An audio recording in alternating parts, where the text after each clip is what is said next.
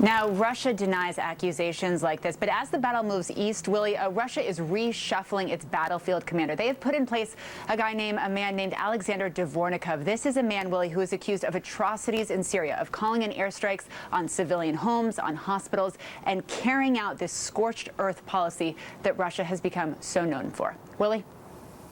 Molly Hunter starting us off in Kyiv this morning. Molly, thanks so much. Boris Johnson's trip to Ukraine raises the question of whether President Biden, who recently traveled to the border in Poland, would make a similar trip to stand with President Zelenskyy. NBC's senior White House correspondent Kelly O'Donnell has more on that. Kelly, good morning. Good morning, Willie. As close as the U.S.-British special relationship is, do not expect President Biden to duplicate that Boris Johnson visit to Kyiv. That kind of trip was ruled out due to the extraordinary security needs of any American president when Mr. Biden was near the Ukraine-Poland border just a few weeks ago. But the president continues to take steps to aid Ukraine. And this weekend, he signed into law the bills that ban oil imports from Russia and suspended normal trade relations with Russia and Belarus. But we know it's weapons that President Zelenskyy is repeatedly requesting. And since the start of the war, the U.S. has provided more than $1.7 billion in military assistance. And that includes tactical aerial systems, anti-aircraft, and anti-armor weapons. And White House officials say they will also ratchet up sanctions and help Ukraine document war crimes for eventual prosecution. Willie? Kelly O'Donnell at the White House. Kelly, thank you very much. Chuck Todd is NBC's political director and moderator of Meet the Press. Chuck, good morning. It's good to see you. General Mark Milley, the chairman of the Joint Chiefs of Staff, was on Capitol Hill this week saying pretty plainly this war in Ukraine could go on for years, not months, years, he said, which kind of raises the question about America's role in all of this going forward. Almost $2 billion in weapons, crippling sanctions on the Russian economy.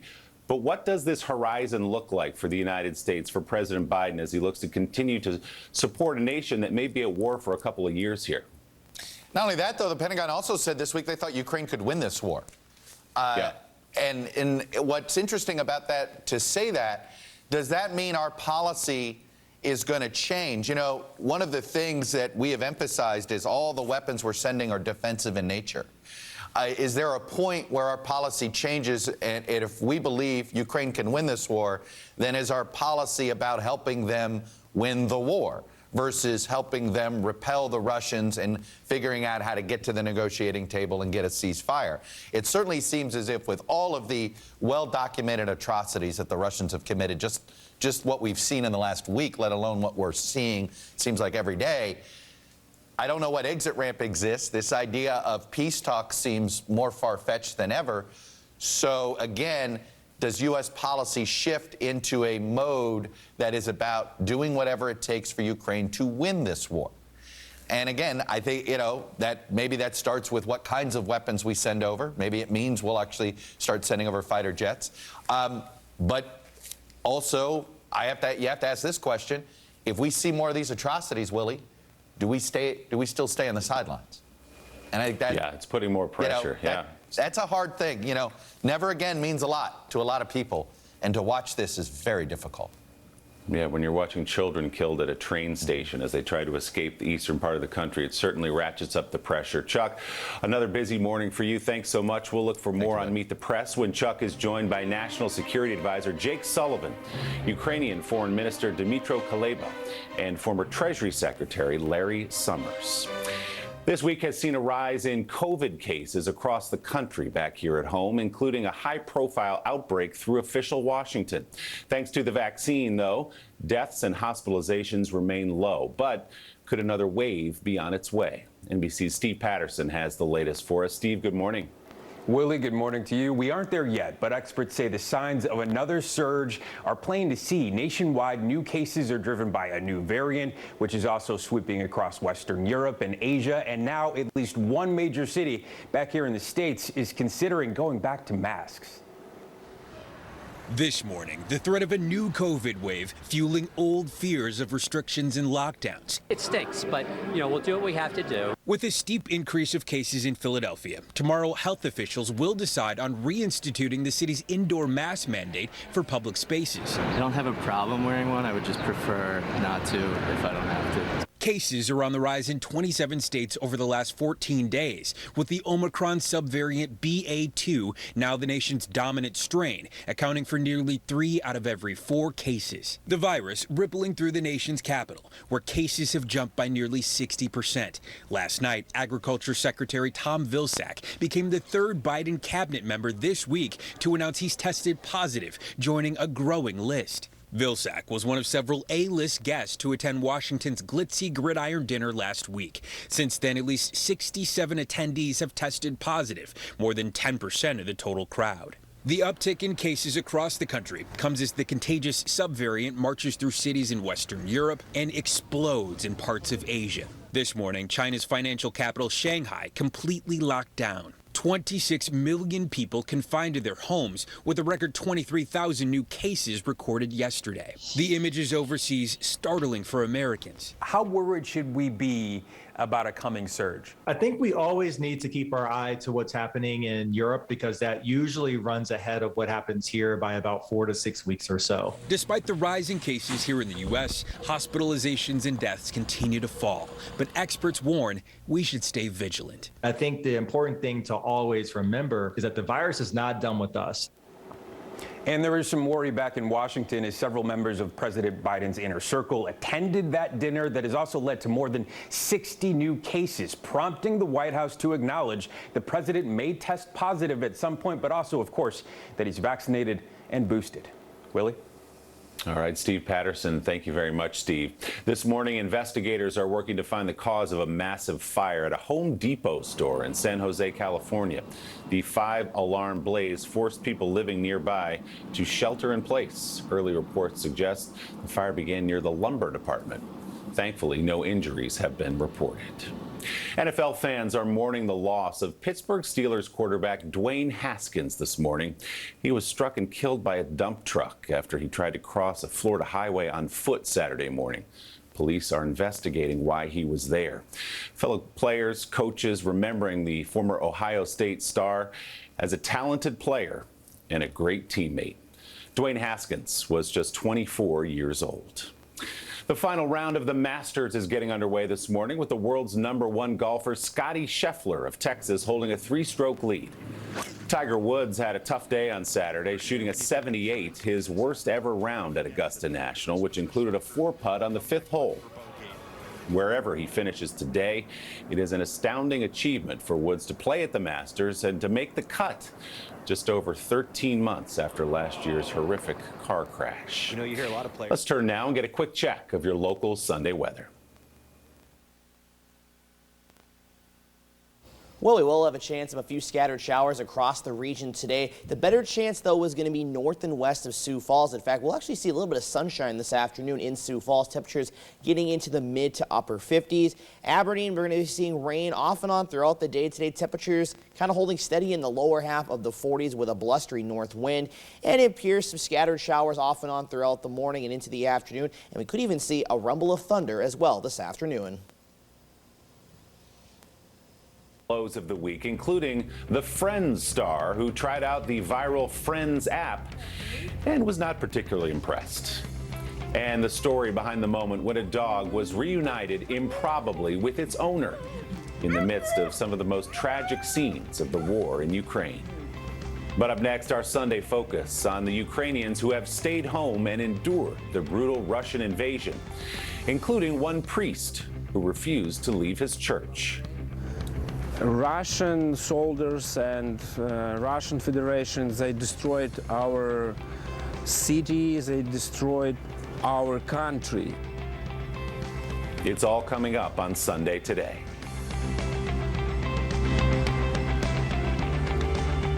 My moderate to severe plaque psoriasis. Get 5G that's ready right now.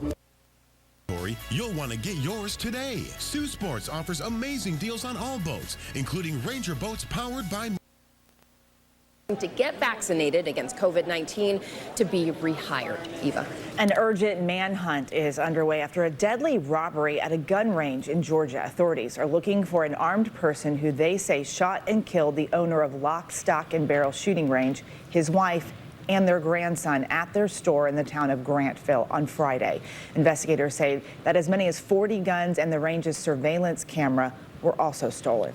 Now to the shocking death of NFL quarterback Dwayne Haskins. The former first-round draft pick died when a truck hit him as he was walking on a Florida highway. ABC's Zachary Keish has more.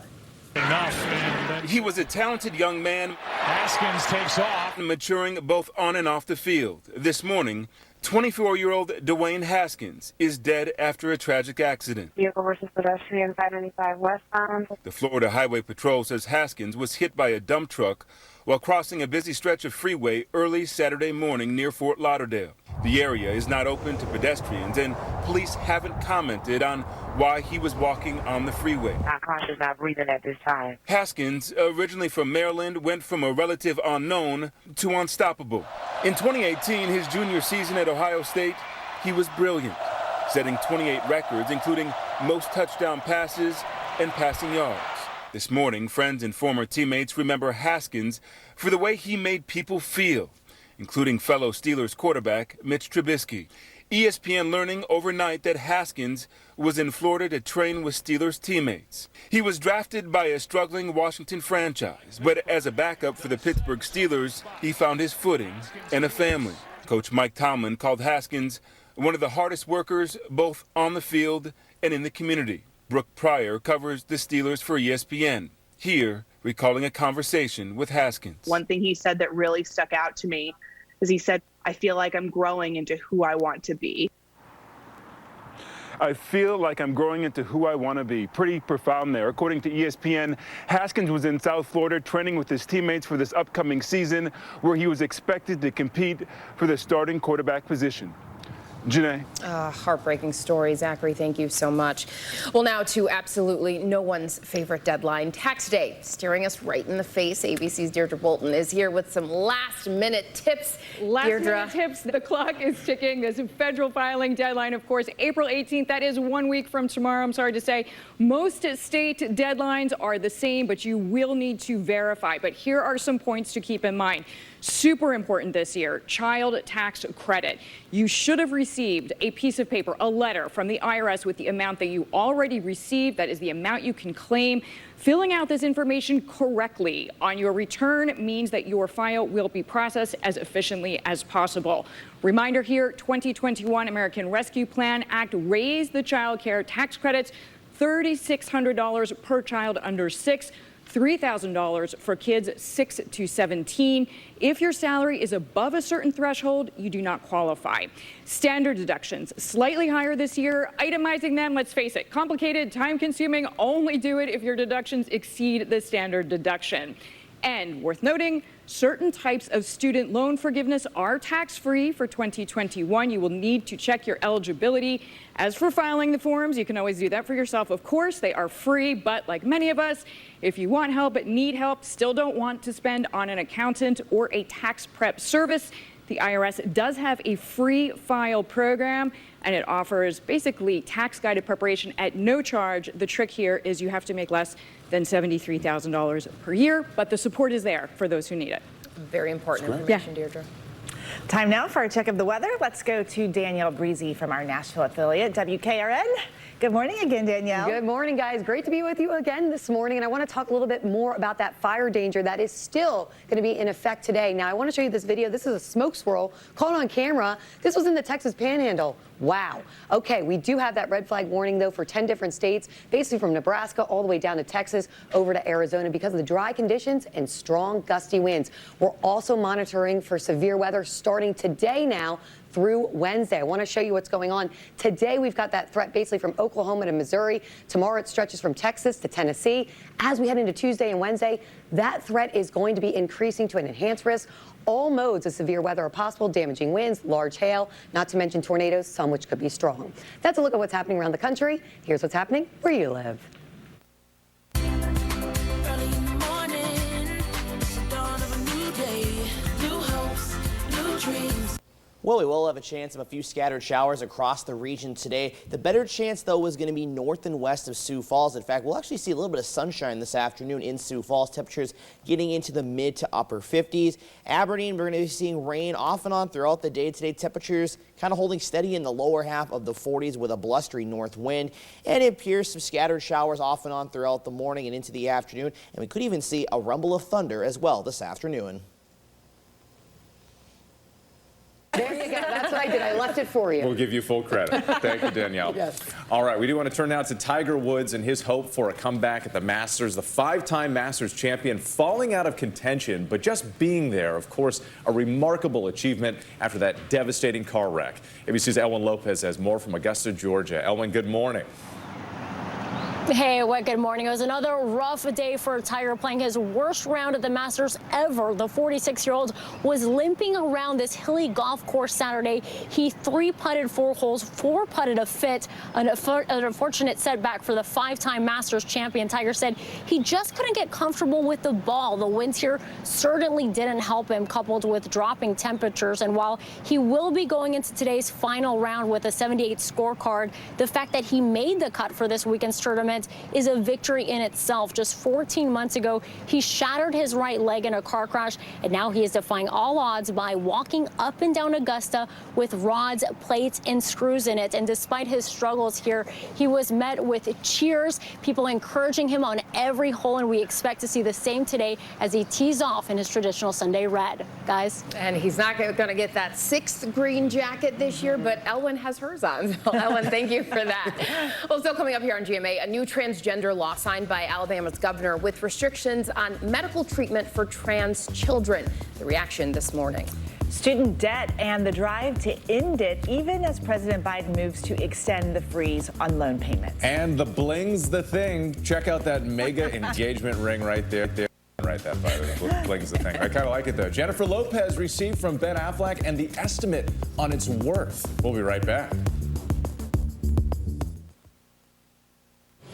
Around the corner, you'll image screening. First 25 callers on people's front doors. It's very serious. So the public, the effort from Putin to control the narrative, it's not just suppressing information, but also getting the populace to suppress the talk of this war at home. Jill Doherty, thanks for being with us as always. Coming up next, Democrats are celebrating Judge Jackson's elevation to the Supreme Court to Justice Jackson. But how much influence will she really have on the conservative court? Frank is a fan of fast. He's a fast talker.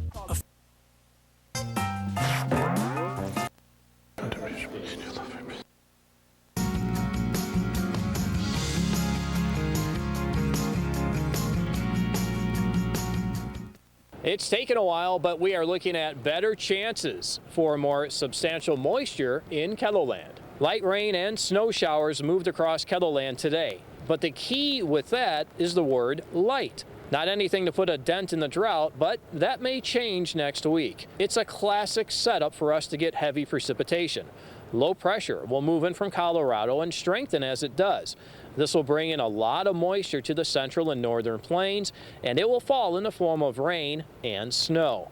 By the time it leaves late next week, we may be seeing precip totals of 1 inch or 2 for areas of KELOland. While the moisture is good, any snow and wind that comes with the system is not good for area ranchers with their young calves. But next week's system will end up putting a dent in the drought monitor. I know it's still a week out, so let's just proceed with caution when it comes to next week's weather, but do pay attention to the changing weather.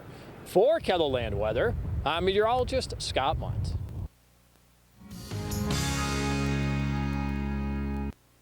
The countries in NATO increased defense. Exposed to higher winds and more flying debris. They act like missiles. This is what injures and kills people the most in tornadoes. A single piece of wood flying around in a tornado can have the same energy as detonating a gram of TNT. And there are thousands of pieces of debris whirling around.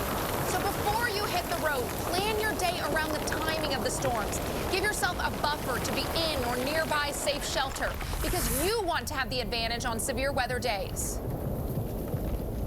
Goodness gracious. Very well illustrated. Very right much there. so. It feels like you're in it, but you know, we want to protect everybody because this is what's happened already. The month of March, busy from the Ohio Valley, Great Lakes, all the way down to the south, even into Florida. We were hit hard by tornadoes and pretty big hail, too. Yeah, and we had quite a bit of it. Look at the frequency we've had over just the month of March. Goodness gracious. A lot of above average days. Yeah, especially towards the end of the month. And these each tell a story that we had in terms of severe thunderstorm warnings and tornado warnings, covering much of the map. And that would be your local National Weather Service, by the way. They issue those kinds of warnings, and then they go out and survey the damage to determine what took place. You can see we had quite a few low-end tornadoes, but there were a few EF3, which is very devastating to a community. No doubt. We've got so much more coming up about, well, another severe weather outbreak potential in days to come. Stick around.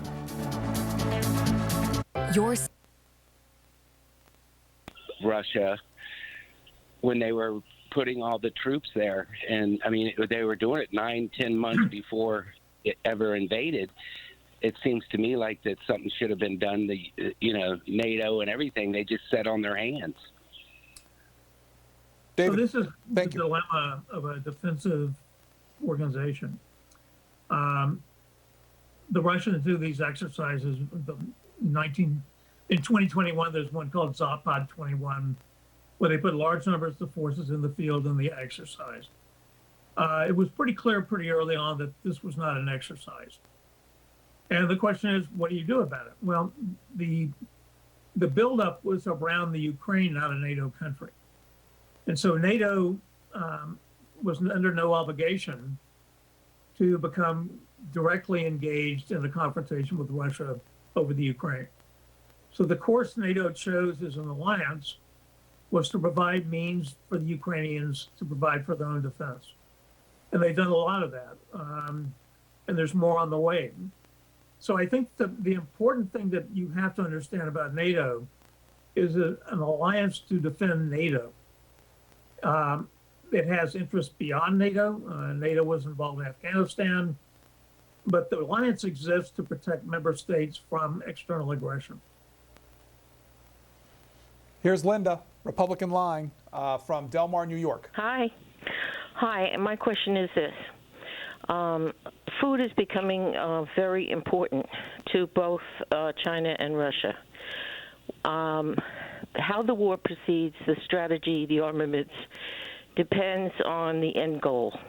And is the end goal to be a breadbasket for Russia, considering Russia is looking at areas of fishing. China is looking at buying up U.S. farmland and lending money to people who join the Suez Canal. They're lending the money and growing soybeans. And so we've had our share of not only war, but disease.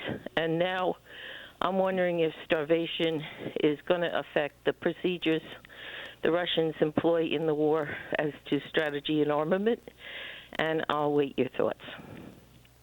I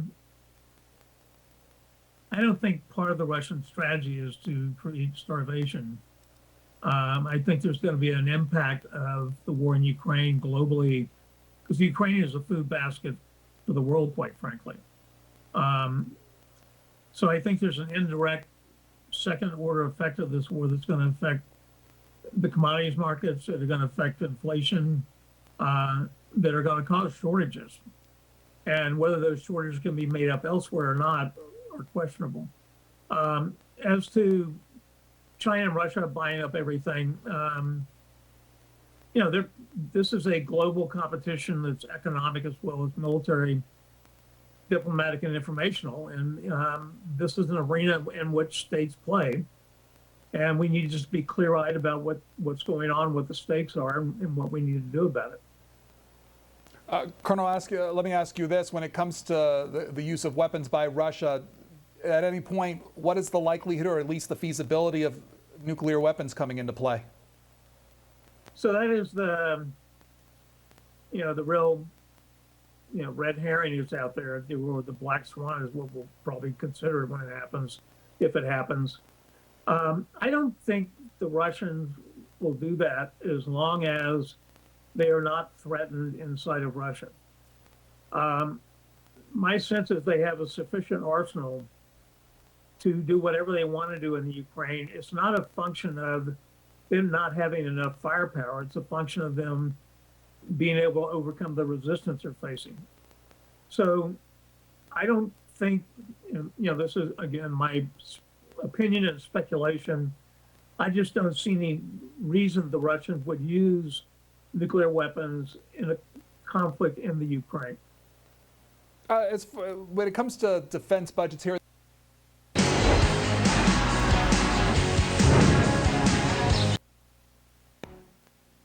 the following paid commercial program does not reflect the same story. So this war will not end in Ukraine. They are saying on their propaganda, like on the central TV channel, that they will go to the European countries, and then in the evening programs, they are discussing does it have to be Poland or Baltic states? That's a question for them.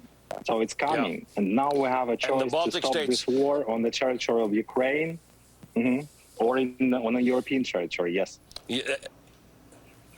And the Baltic states and Poland are the ones who are taking this most seriously, because they are taking that propaganda very seriously, saying that if the Russians succeed in Ukraine, they might be next. Dmitry Gurin, thank you for joining us. Dmitry Gurin is a member of the Ukrainian parliament. He represents a district in the northwest of Kyiv. Coming up next, breaking through Russian propaganda, as we were just talking about, and the extreme difficulty in doing so when members of your own family drink Putin's potion. Part 2 of my conversation with 4 Ukrainians in Lviv is next on Velshi. This is Remington. He's a member of the family. Year on the docket are pretty much an array of issues that cover so much of American civil life, from abortion to gun control to religious liberty and LGBTQ rights, affirmative action and voting rights, the architecture of legal rulings going back to the 60s, currently under review. But her vote won't be a swing vote, and yet I think it makes you wonder, what is the future for the court with her on it? Well, look, as you were just saying, as historic as this is, the path forward is one of likely dissent for soon-to-be Justice Jackson. And you can even look at some of the cases that, the last cases that Justice Breyer will be overseeing as well. They're still going to be in the minority here. As you were saying, there's still been a rightward shift here. A lot of people say that would be kind of the lasting imprint of the Trump administration and some of the work of Senator Mitch McConnell as well. So when you also look at a case like EPA regulations, when you also look at the fact that Justice Jackson did indicate that she's going to recuse herself from the affirmative action case as well for Harvard, the impact when it comes to actually the cases that are going to be overseen, that trend may not change with this nomination. But it also highlights why the court has mattered so much to Republicans. They've been able to produce this. I do also want to play this bit from Senator John Cornyn talking specifically about one of these issues, the issue of same-sex marriage and whether or not he thinks that should be relooked at by the court.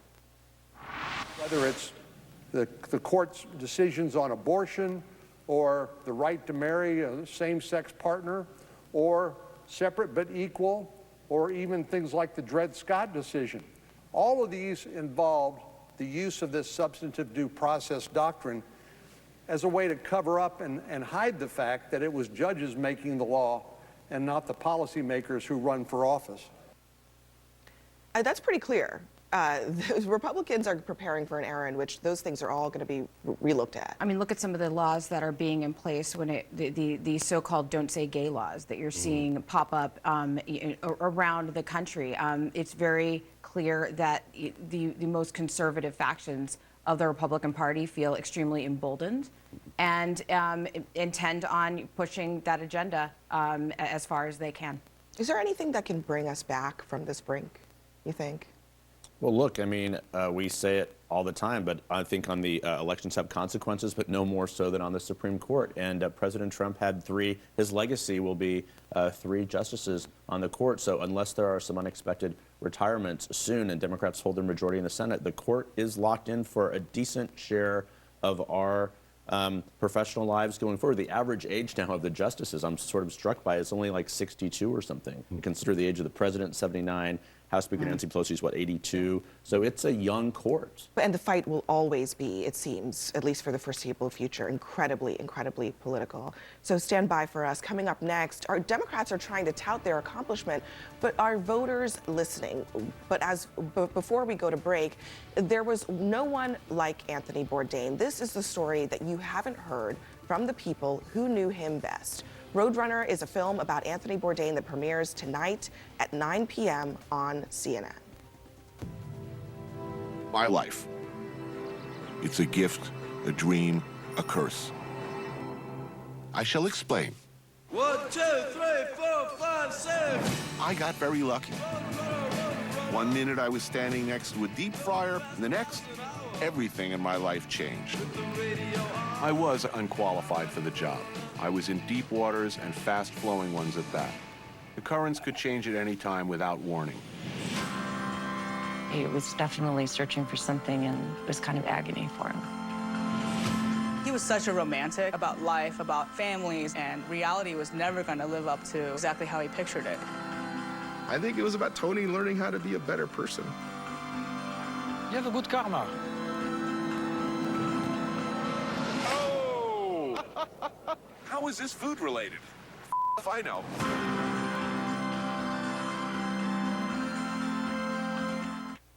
With age comes more. Get When you spend $9.99, you'll get an extra 7% tax relief discount. Yes, but they don't get paid to do their jobs. They're literally prohibited from doing their jobs. Those are the orders coming on from down high. So what's going on here? What's going on here is this is part of the American Marxist attitude about America. White dominant society, it needs to be changed. People coming into this country from Central and South America are actually the indigenous peoples. People coming from overseas, if they can change the white dominant society, more the better. Why do I say this? Because it's the same administration pushing critical race theory and all the other agenda items on the radical left. And I would note, but for a few Democrats on the border, the Democrat Party is either celebrating this or utterly silent about it. What has Schumer said about it? Nothing. What has Pelosi said about it? Nothing. And the media, other than Fox, maybe a few others, how many media platforms have reporters staked out there to watch what's going on or what's going to go on? The sex trafficking. Whatever happened to the cages? Did they go away? No, there's more than ever before. The rapes that are taking place, all that's going on, the mayhem, the anarchy, the criminality that's taking place there. It's as if it's not going on. It's as if it's Hunter Biden's laptop. So this is a very, very serious problem. President Trump, in my lifetime, was the only president really to get this under control. He followed the law. He followed the court orders. He moved money legally around to build the wall. The walls were almost done. But no country can survive what Joe Biden's doing to this country. You know, Mark, I'm so fascinated by the motivation, which you begin talking about there, the motivation behind all of this. And I think you're absolutely right. It's a denial of sovereignty.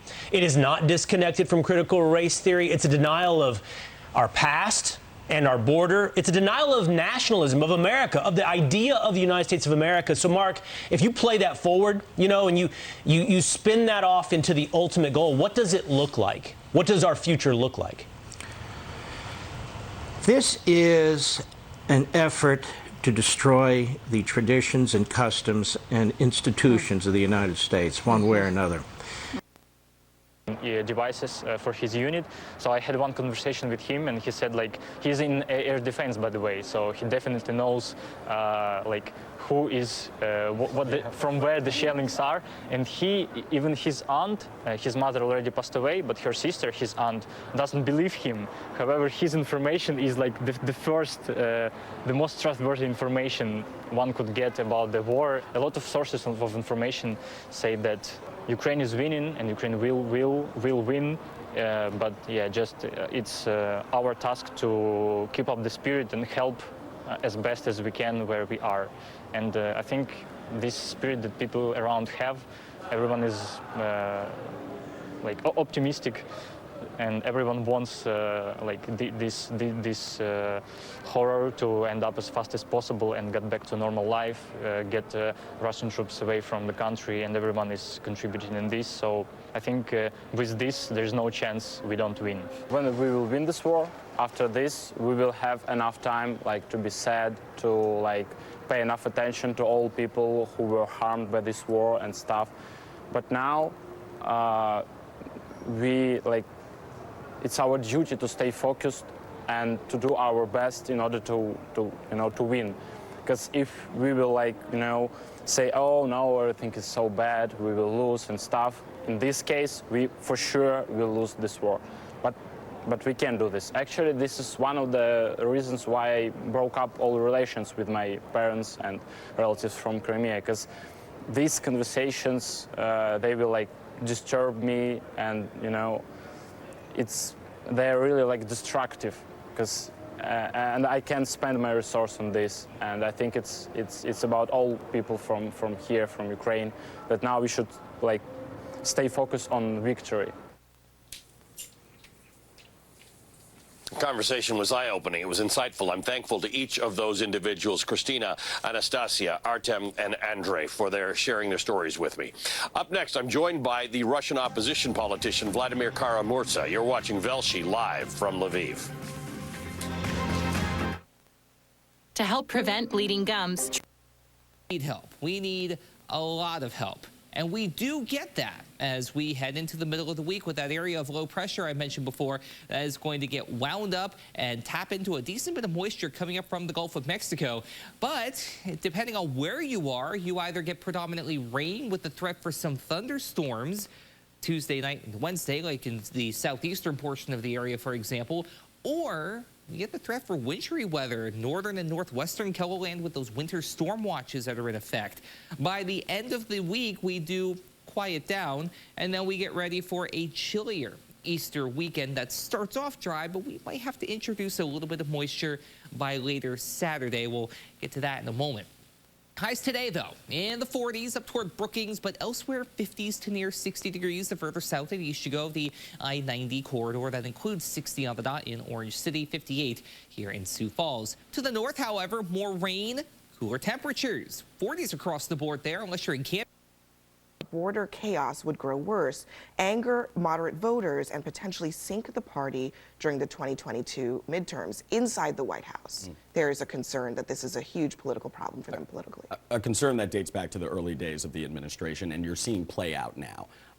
We are now seeing more Dems than we've seen since Title 42 was implemented by the Trump administration that have come out in support of restoring this thing, or have come out criticizing the Biden administration's plan to lift it. Let's remember, this was a policy that was criticized by then Senator Kamala Harris, various Democrats, including the Homeland Security Committee, as denying asylum seekers the right to seek asylum. Now we're seeing Democratic senators like Raphael Warnock criticize the administration's plan here. And that concern was reflected in the White House, whether it be around March, as our story says, the president at one point getting so frustrated with his different cabinet officials all blaming each other, asking, who should I fire here?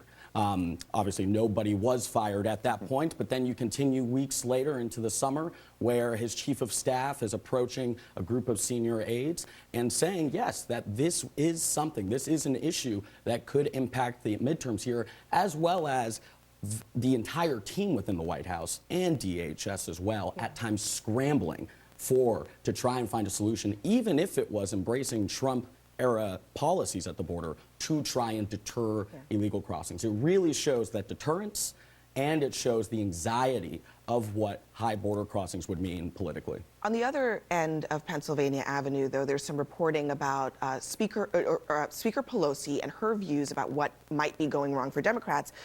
This is reporting coming from an upcoming book that says, if in a few strictly confidential conversations, she pointed the finger leftward. Pelosi told one senior lawmaker that Democrats had alienated Asian and Hispanic immigrants with loose talk of socialism. This is a book from Jay Mart and Alex Burns coming up. But it seemed to be an indictment of the Democratic Party from Pelosi herself privately, that things are trending in the wrong direction writ large. Well, I mean, look at all the resistance. I mean, you never used to have resistance to Nancy Pelosi because her ability, which is why she has been speaker twice at this point, because that she would lead and they would follow. And she's received so much resistance leftward from where she's tried to take the party on a number of issues. But, you know, look no further, not only Nancy Pelosi, I mean, Joe Biden's State of the Union had a line about not defunding the police, about funding the police. I mean, the trend leftward is rattling every corner of the Democratic Party except the left going into the midterms. And notably, before we go, one of the lines from this upcoming book, apparently, Speaker Pelosi says that AOC and Congresswoman Pramila Jayapal both vying to be the queen bee of the left. Some pretty sharp words from her, but thank you all for that conversation. Coming up next for us, text from Donald Trump's son plotting a coup in the days after the 2020 election.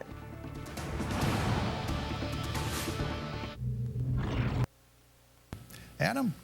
It might not be a good day for soccer further north and east around Sioux Falls, though, this morning. If you want to maybe get some early soccer in, I don't blame you. Out to Mitchell we go. We haven't checked in with them yet. 43 at the Corn Palace with a northeast wind at 5 miles per hour. Could see some scattered showers later today, but I think we are more dry than wet. And meanwhile, we'll survived and reached Czechoslovakia. On May 7th of that year, the door to the barn where Gerda was held captive opened, and she saw the faces of American troops there to liberate her. Among them, a German refugee turned U.S. intelligence officer named Kurt Klein. After meeting under those circumstances, Kurt and Gerda were engaged that September and married the next year in Paris. They later moved together to the United States. Gerda's 1957 autobiography, All But My Life, remains essential reading in Holocaust education. I was the only one from my family who survived. And was the subject of a 1995 documentary that won both an Emmy and an Oscar. Each of you who know the joy of freedom are winners. In 2011, President Obama presented Gerda with the Presidential Medal of Freedom. She said that day, "If darkness seems so total, if you think there is no way out, remember, never ever give up." Gerda Weissman Klein, a Holocaust survivor who spent her life inspiring hope and courage in others, died last Sunday at home in Phoenix. She was 97 years old.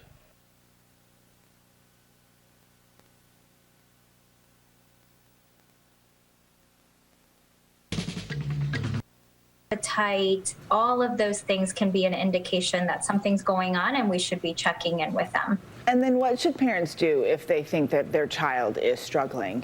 Always check in with your child, ask them directly. Have you been having a hard time? Have you been feeling sad? Have you been having thoughts of hurting yourself, thoughts of suicide? If the symptoms are continuing for over 2 weeks at a time, most days of the week, then you may want to check in with a professional mental health care provider or check in with the school to see if they have similar concerns. I think for a lot of parents, it may be difficult to determine the difference between teenage angst and a real issue. Do you have any advice for them sort of navigating? Absolutely. And it's true. With teenage years, there's a lot of changes.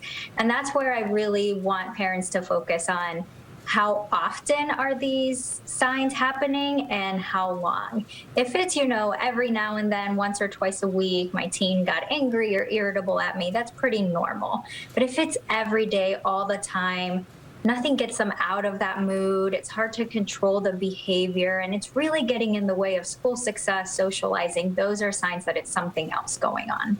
Some good advice. Thanks so much for being with us, Dr. Howitt. And we'll be right back with Pop News. Your spirit is stronger than me for some sin. Not necessarily. The disciples in John chapter 9, Jesus, who sinned, this man or his parents, that he was born blind? Jesus said, nobody sinned. This is for the glory of God, and then Jesus healed him. Agree, 202-748-8000. If you say no, 202-748-8001. and 202-748-8002. If you are not sure, you can text us your thoughts too at 202-748-8003. The Hill website just posting on its website this morning about how one of the discussions when it comes to the budget itself are matters of inflation. They make this saying Republicans argue that the proposed budget doesn't do enough to counter inflation, which in February hit an annual rate of 7.9% as measured by the Consumer Price Index. Liberal lawmakers, however, argue that inflation is being used by some defense contractors to inflate the prices of goods to provide to the agency. This adding that the Pentagon officials told Congress that the agency doesn't measure the impacts of inflation by the CPI, but instead uses a measure based on gross domestic product. Either way, the agency acknowledges that it was wrong in its estimates on inflation, but still feels that it can fulfill its top priorities with its proposed top line. So we'll do this topic until about 9:15 this morning if you want to call in. As you were calling in to get some reaction on the Senate floor, this was the Senate Minority Leader Mitch McConnell last week talking about the budget request from the Defense Department. The administration's proposed defense increase of 4% before inflation doesn't come anywhere near meeting our military's requirements to compete with China and preserve peace well into the future. Yet the same budget lavishes a gigantic 14% increase on domestic discretionary spending. If our colleague Chairman Sanders wrote a budget and gave the Pentagon zero input or influence, it might not look much different than the administration's actual product. So, Madam President, the world is a dangerous place.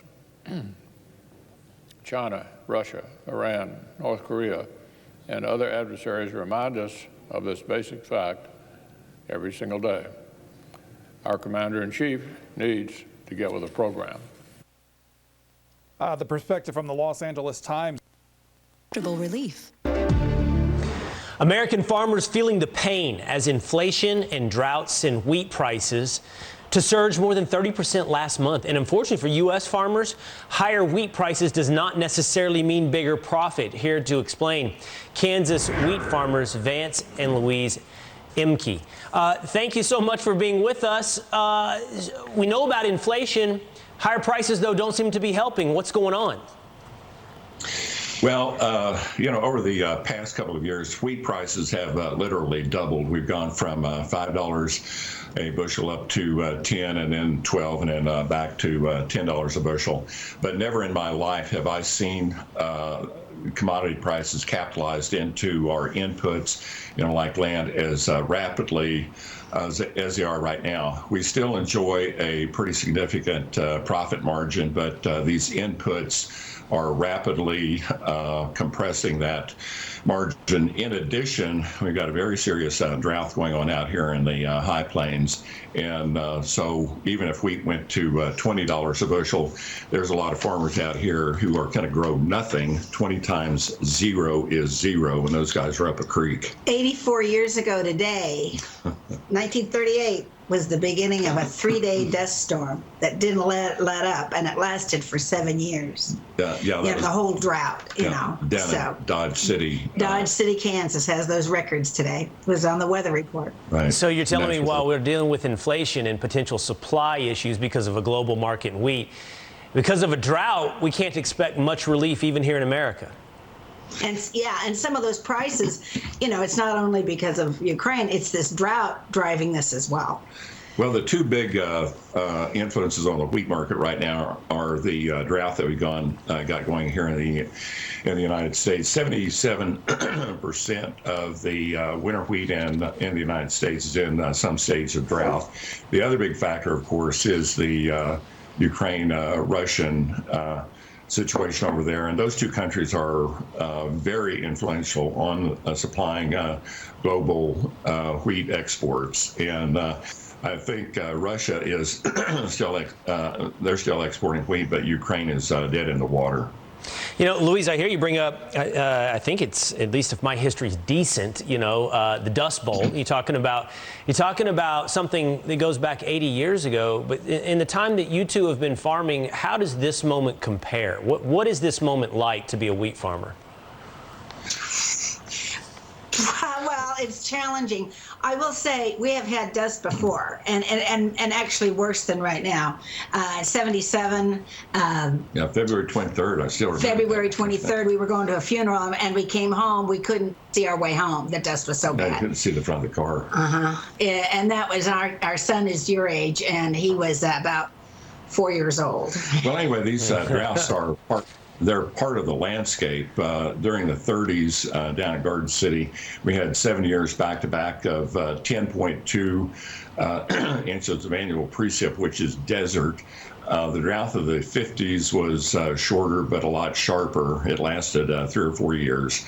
But agriculture was totally sidelined during those years. We haven't seen anything like that at all. But whatever's in our past is also in our future. Yeah, that's what we... And then there's the inputs, as you started with in this conversation. There's the inputs. Beyond the drought, there's the supply chain. There's the inputs. There's inflation all the way through the chain of farming and our market, because what you're talking about here makes its way to everybody's dinner table, essentially, at some point. It's going to make its way to all of our pocketbooks. Vance and Louise, great to talk to you this morning. Thanks for bringing us the view straight from the farm there in Kansas. Appreciate it. And happy Palm Sunday. Yes, thank you very much. And good job on the math, nailing down my age so quickly. You just about nailed it. Texas suffered in that drought too, so we know where you're coming from. All right, I appreciate you guys. My mom's from Kansas, by the way. She's from Emporia. So there you go. All right, take care. Good to talk to you this morning. Thank you. The New York City vaccine mandate is dropped, but only for entertainers and athletes. One councilman's plan to rehire the real essential workers. That's coming up. Normally are because of your safety not being guaranteed and supply chains of medication and going into places where they're stuck without medication. Yeah, correct. It's been an enormous challenge. And unfortunately, in many of the places where the needs are the highest, it's where our access is the most limited. Places, for example, in Mariupol, where we can only imagine how extensive the needs are, but can't confirm with our own eyes or even with direct contact. And then even outside of those areas, in places like Mykolaiv, where we experienced a team on the ground assessing the health needs and trying to help certain centers, experienced what they thought was cluster bombing coming into the city. So it just shows the challenges we're facing in making sure our teams are safe while they're doing their job. And there was a time when, whether it was media or the Red Cross or MSF, those were not groups that were targeted. But what we've seen in this war is healthcare facilities targeted. Obviously, MSF has seen this in the past, but this complicates things, because when it comes to maternity care, you can't delay that. When it comes to cancer care or dialysis, people need their medical treatment, and yet we're seeing medical facilities and ambulances being attacked. Yeah, and the question of targeting is a difficult one, because it's really hard to say definitively, was it targeted or was it collateral damage? Our position would be that it doesn't really matter that much, because it shouldn't be happening no matter what. It's a legal question at the end of if they were truly targeted. There are those who will be investigating that or maybe investigating that. Our position would be, targeted or not, they should be protected, they should be safe, and people should be able to access those structures without fear of being bombed. How do you work that out logistically? Are you in contact with the Russians and the Ukrainians at any given point, and local authorities to say, we're here, we're just trying to bring help in? Yeah, of course. I mean, as you said, we have decades of experience in working in conflict zones, and in some ways, this conflict is no different from any other, in the sense that as a neutral and impartial actor, we will speak to all sides and all parties in a conflict to negotiate access and to try to have access for our teams to bring humanitarian aid to the populations that are suffering. What are people suffering the most? Obviously, there are injuries and the war things that happen, but what else are you seeing that's outside of the ordinary? Indeed. So one of our highest priorities since the beginning of the war has been getting the life-saving medicines and medical supplies to hospitals to treat war wounded. But what we're now seeing more and more hospitals communicating is the needs for all the medications for people with chronic conditions, people who need access to insulin, or people with high blood pressure, people with conditions that, if access is interrupted over a longer period of time, can start to suffer some serious health implications and even death. What can you do for people like that who, for instance, do need longer-term treatment, let's say a cancer or something like that? People are trying to get out. They're trying to get west to Poland or Hungary or other countries. Do you help coordinate that, or how is that coordinated? That there's no chance they're getting the treatment where they are, so where can they get it?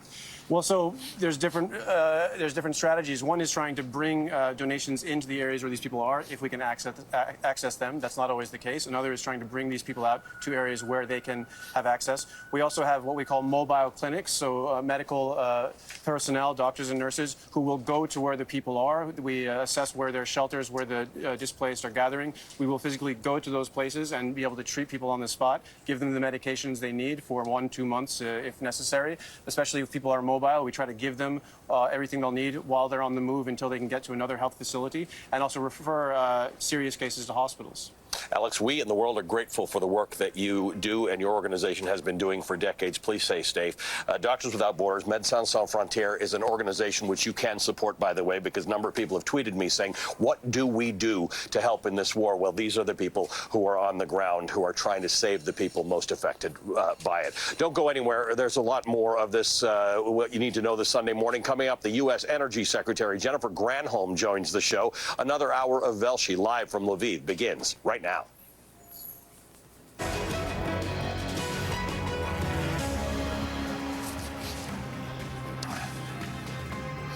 Good morning. It is Sunday, April the 10th, day 46 of the war in Ukraine. It is 4 in the afternoon here in the western Ukrainian city of Lviv. I'm Ali Velshi, and after several weeks encircled by Russian troops, the capital region of Kyiv is now safe enough for world leaders to visit. Yesterday afternoon, the Prime Minister of the United Kingdom, Boris Johnson, made an unannounced trip to Kyiv to meet with the Ukrainian President, Volodymyr Zelenskyy, in person.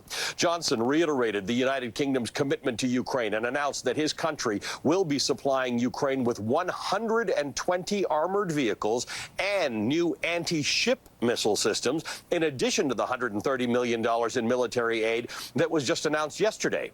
In a news release, Zelenskyy said, quote, "The visit is a manifestation of strong, significant, constant support by the United Kingdom for Ukraine. We appreciate it and will remember it." Johnson's visit is the latest sign of how support for the Ukrainian people has continued to strengthen across Europe. Diplomats are beginning to move back to Kyiv, with the European Union and Italy among those planning to reopen their embassies in the Ukrainian capital in the coming days. Additionally, the global pledging campaign Stand Up for Ukraine announced yesterday it has secured $11 billion from European institutions and other foreign governments and companies to directly help Ukraine's humanitarian crisis. This new wave of support for Ukraine comes during a week when the worst atrocities that we know of so far have come to light. And as I have had to repeat too many times in recent days, I must warn you again that some of the following content is disturbing and graphic. In the town of Bucha, volunteers have been deployed to collect dead bodies around town. Photojournalists have documented the various places where bodies have been found. Like many other hard-hit towns, Bucha's infrastructure has been destroyed. The people who remain there have been left without gas, water, electricity, heating, and other resources. Some people, like this woman, have resorted to making fire and cooking on a makeshift grill outside in the cold. While the fighting has stopped, in the meantime, in the north and west, the east and south continue to be under siege.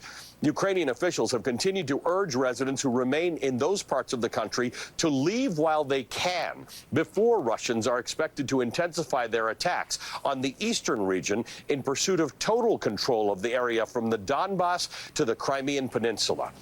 Ukraine may not be as successful in fending off the Russian military in the east as they have been in the north. Ukraine benefited from a number of factors in its defense of the Kyiv region: the weather and terrain, Ukrainian citizens' willingness to take up arms, and Russia's poor planning and failure to develop sufficient supply lines for gas and for food for its troops. The Washington Post notes that in eastern Ukraine, quote, "the wide open spaces will make it harder for the Ukrainians to run guerrilla operations as they did in the forests in the north and the west, and play to Russia's ability to muster large mechanized formations of tanks and armored vehicles." Russia's shift in military strategy to refocus its operations in the east may be temporary. Vladimir Putin's made it clear he does not believe in Ukraine's sovereignty. Russia maintains a larger military force than Ukraine, and NBC News is now reporting that according to a U.S. official and a Western official, Russia has appointed a general with extensive experience in Syria to take over the war effort in Ukraine, an indication that Russia is not ready to lay down its weapons anytime soon. Joining me now is NBC News foreign correspondent Raf Sanchez. Raf, I hear you've got some new information about this new general whom Russia has appointed to Ukraine. What can you tell us about him? Ali, the man Vladimir Putin has appointed to lead his invasion of Ukraine is General Alexander Dvornikov. And as you said, that is the same man Putin tapped to lead his intervention in Syria starting in 2015. Now, Dvornikov carried out his president's objective with brutal efficiency in Syria. I covered that war. Dvornikov succeeded on the battlefield in propping up the Syrian dictator Bashar al-Assad. In the process, he and his forces flattened the city of Aleppo, Syria's second largest city. They killed thousands and thousands of Syrian civilians, but they got the job done as far as Vladimir Putin was concerned. This is a very worrying sign. If you are a resident of one of those Ukrainian cities in the east under siege right now, Mariupol, Kharkiv, that a man who was prepared to use these kind of tactics is now at the head of the Russian military in this country. As you said, the Russian offensive is now switching to the east. We are seeing the focus there now. Some new satellite images from Maxar showing an 8-mile-long military convoy east of Kharkiv, the latest sign of the new Russian focus there. Ali? And Raf, just to give the audience context, you're here with me in Lviv. It's a beautiful day out here. People are trying to maintain some sense of normalcy, and that's what's going on behind you. There are street musicians, buskers, who are playing in the streets behind you. That's exactly right. Every Sunday, musicians gather here in this beautiful central square in Lviv. They play music. There's a crowd here listening to it. We can see some Ukrainian flags. We've been talking to young people today, 46 days into this war, trying to get a sense of how they're thinking about their own futures. We spoke to a young woman called Sasha, and she talked about how difficult it is to make any plans when life in your country is effectively in suspended animation. Take a listen to Sasha. Are you hopeful about the future here in Ukraine? I don't think that I really need to have hope now, because I just can live this day. Like I wake up in the morning and oh yeah, I didn't die this night. Nice. So living here, but I don't have any plans for a future now. Just living, just waiting the war ends. Now, Ali, those are pretty heartbreaking words to hear from a 21-year-old who has her whole life ahead of her. But as you've seen, the young people in this country, like the old people in this country, are extraordinarily resilient, and they are determined to keep going even through this invasion. Ali? Raf, thank you for that. We appreciate it, and it's good to see you. NBC's Raf Sanchez here in Lviv, Ukraine, with me. Well, in 1998, representatives of more than 160 governments convened in Rome for a 5-week conference to discuss the creation of an entity that would prosecute international crimes. That conference resulted in what was known as the Rome Statute. It was a doctrine that established and guides the work of the International Criminal Court. The Rome Statute identified and defined 4 core and distinct international crimes. Genocide is described as, quote, the intent to destroy in whole or in part a national, ethnical, racial, or religious group. Crimes against humanity more broadly refer to acts committed against any civilian population as part of a widespread or systematic attack. War crimes is the violation of the internationally accepted rules of war, such as the Geneva Conventions, during the conduct of the war. And lastly, crimes of aggression refer to the use of military force to threaten a state's, quote, sovereignty, territorial integrity, or political independence.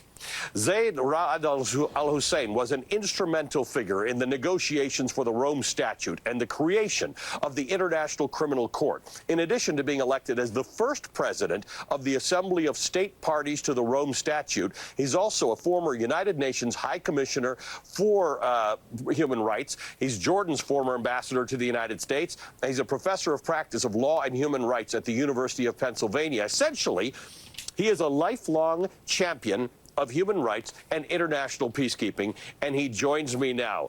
Prince, thank you for being with us. We appreciate your time today. I've been looking for you to talk about this because there are allegations of all of the things that I just listed above, all the way from genocide to atrocities and war crimes. I would like your evaluation of what you have seen happen in Ukraine and what you think can be done about it legally, outside the purview of war. Well, thank you, Ali. I'm delighted to be with you on this show, of course, but in grim times. Clearly, just looking at what has emerged over the last few weeks, it's almost a certainty that war crimes have been committed. The numbers of protected sites, protected persons, i.e. civilians, that have seemingly been deliberately targeted is quite enormous, which suggests that there has been planning and organization behind it. These are not sort of random or sporadic attacks that have led to civilian deaths. This is something far more deliberate. Crimes against humanity basically require two things, that they be either widespread or systematic. And I think we'll soon see a considerable amount of evidence point to that as well. Genocide is a leadership crime. It requires direction from the top. It requires us to find linkage evidence, which is extremely difficult to do, because as you've reported on previously, there has to be intent shown, and that has to be proven in court, which is a very high threshold. The crime of aggression, the supreme crime as identified in Nuremberg, is also a leadership crime. It is also a crime perpetrated right at the top. And there have been a number of calls, and we have joined. I'm part of the elders group set up by Nelson Mandela. We have also joined the calls for a tribunal to be established for the prosecution of those guilty for the crime of aggression in this regard. Ultimately, though, you know of cases in the past and now where there are crimes of aggression and there are various war crimes being committed, but until you get someone to hold them accountable, sometimes no one is held accountable, or they may be held accountable in absentia, but it doesn't stop the aggression. It doesn't stop the war crimes. So how do you see this happening here, where we see firsthand certain things that are happening? You make an important point that war crimes are easy to witness and see. Genocide is tougher. But even with the war crimes, what do you do about it if no one is ever caught? Well, no, there will be people caught, and there will be people prosecuted for war crimes. I have very little doubt about that. I think the allegations of genocide or genocidal acts having been committed, or indeed how you bring President Putin into custody and then try him for the crime of aggression is a more difficult sort of challenge. But, you know, strange things always happen. We are not prophets to say it won't happen. The age of prophets has passed. So you know, we continue to collect the evidence, make sure that the evidence is well vetted, because there'll be a lot of false information making its way in. And then let's see what happens. A lot of bright people thought they could one day escape the law. Eventually, the law has caught up with them.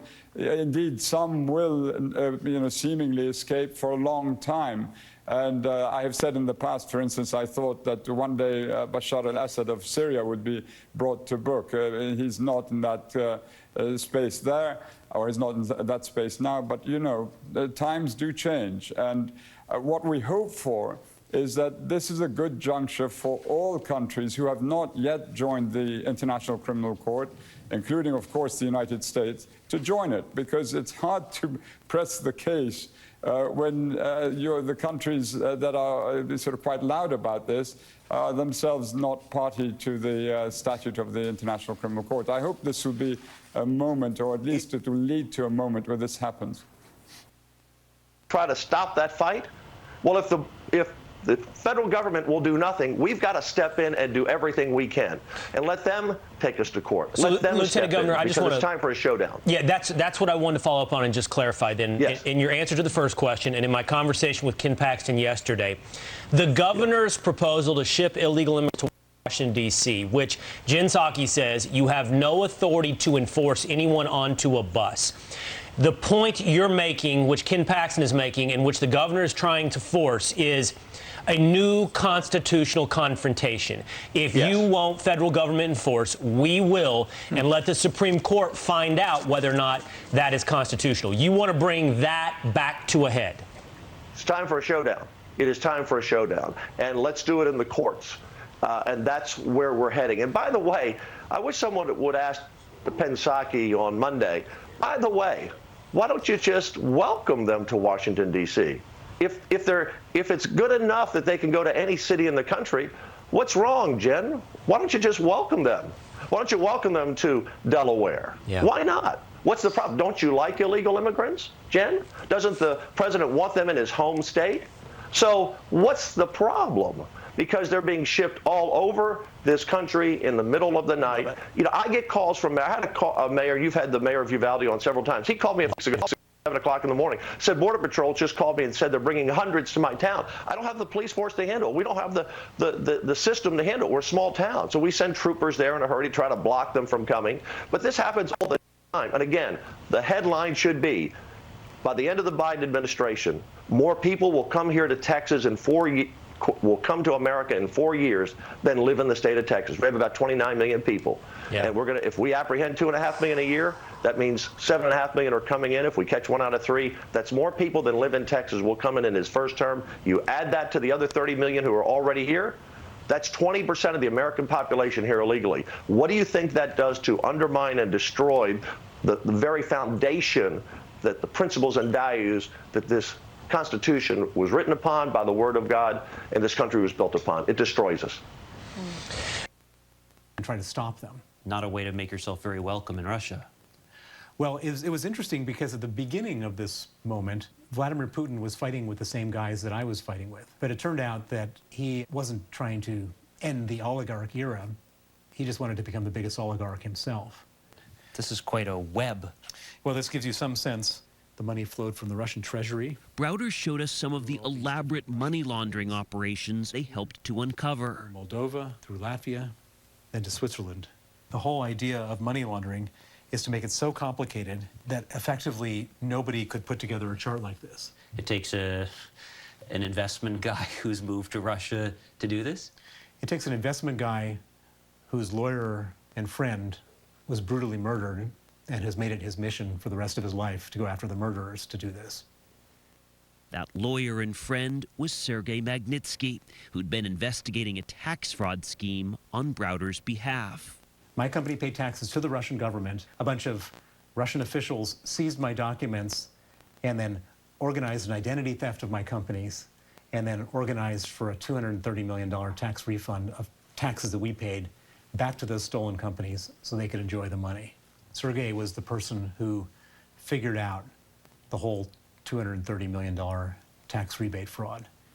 Magnitsky then provided testimony to the Russian State Investigative Committee. But 5 weeks after Sergei testified, the same officials who he testified against arrested him, put him in pretrial detention in Russia, where he was then tortured to get him to withdraw his testimony. Sergei Magnitsky died in a Russian jail in 2009. He was 37 years old. Do you feel responsible for his death? I do. How do you deal with that? I made a vow to his memory, to his family, to myself, that I was going to devote all of my time, all of my energy, and all of my resources to go after the people who killed him and make sure they face justice. It's wonderful to see you. He lobbied for a landmark piece of legislation called the Magnitsky Act. It originally sanctioned people linked to that tax fraud and Sergei Magnitsky's death. Signed into law in 2012, it focused attention on the sort of corruption they'd uncovered. Part of the money from the scam went to purchase a whole bunch of properties. Some of that money from the tax scheme wound up in London, New York, and Dubai. So you have people in the tax office with neighboring villas. Correct. His search for justice was the basis for a best-selling book. Now out this week is his latest, Freezing Order, published by Simon & Schuster, a division of Paramount Global, which owns CBS. It's the tale of what happened next, a true story of money laundering, murder, and surviving Vladimir Putin's wrath. Some of this sounds like something out of a mafia movie. Vladimir Putin is the mafia boss. All of his ministers are like if you look at The Sopranos, like the New Jersey mafia and the Brooklyn mafia and the Philadelphia mafia. They can all take as much money as they can steal, and then they got to pay a tribute up to the mafia boss, which is Vladimir Putin. Browder alleges that some of that stolen $230 million ended up in Vladimir Putin's hands, a leader infamous for his shadowy wealth. The Russian president's official salary is about $140,000 annually, which raises some obvious questions. Inside Putin's $1.4 billion residence. And a $700 million yacht. With a $1 million watch collection. Putin has long maintained Sergei Magnitsky died of a heart attack, and his animus towards Browder was clear in this 2018 presidential press conference. For instance, we can bring up Mr. Browder. When he suggested to Donald Trump that Russia might be willing to swap 12 indicted Russian military intelligence officers if the U.S. would turn over Bill Browder. I was in shock. He has successfully campaigned for other countries to adopt the Magnitsky Act to target corrupt officials and human rights abusers. And Browder is proud that it's now among the sanctions being used to punish Russia since its invasion of Ukraine. The story of Sergei Magnitsky was a tiny microcosm of what's now been multiplied by 1,000,000 times. The people of Ukraine are bearing the criminal brunt of Vladimir Putin in the same way as we did, in a very small way. And I feel heartbroken because if people had listened more to what I was saying over the last 10 years, perhaps we wouldn't be in this situation.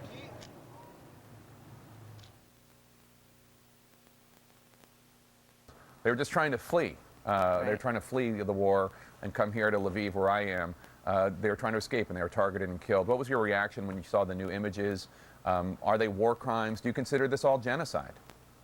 I think this clearly is genocide. I think that you asked exactly the right questions. I think that that Europe needs to understand and grapple with the fact that you've got a genocidal campaign, the first kind of horrific genocidal campaign that we've seen certainly in recent decades. I think that also the Europeans need to understand that they're funding that genocidal campaign. I understand the economic consequences to countries in Western Europe if they were to impose the kind of oil and gas embargo that the U.S. has imposed against Russian oil and gas, but they need to do it. And we need to do everything we can to increase our own domestic production, to help make sure that we can supply them with as much as possible. But they need to understand that every single time, every single day that they are continuing to import Russian oil and gas, they're funding Putin's genocide in Ukraine. Do you think that there is a point at which the United States and NATO countries, seeing what's happened here, need to consider direct military intervention? I think that the Ukrainians have demonstrated an incredible ability and courage and bravery, and that what we need to be doing right now is doing much more, much faster to provide them with the equipment that they need. I think, though, we also have to understand and recognize this isn't just about Ukraine.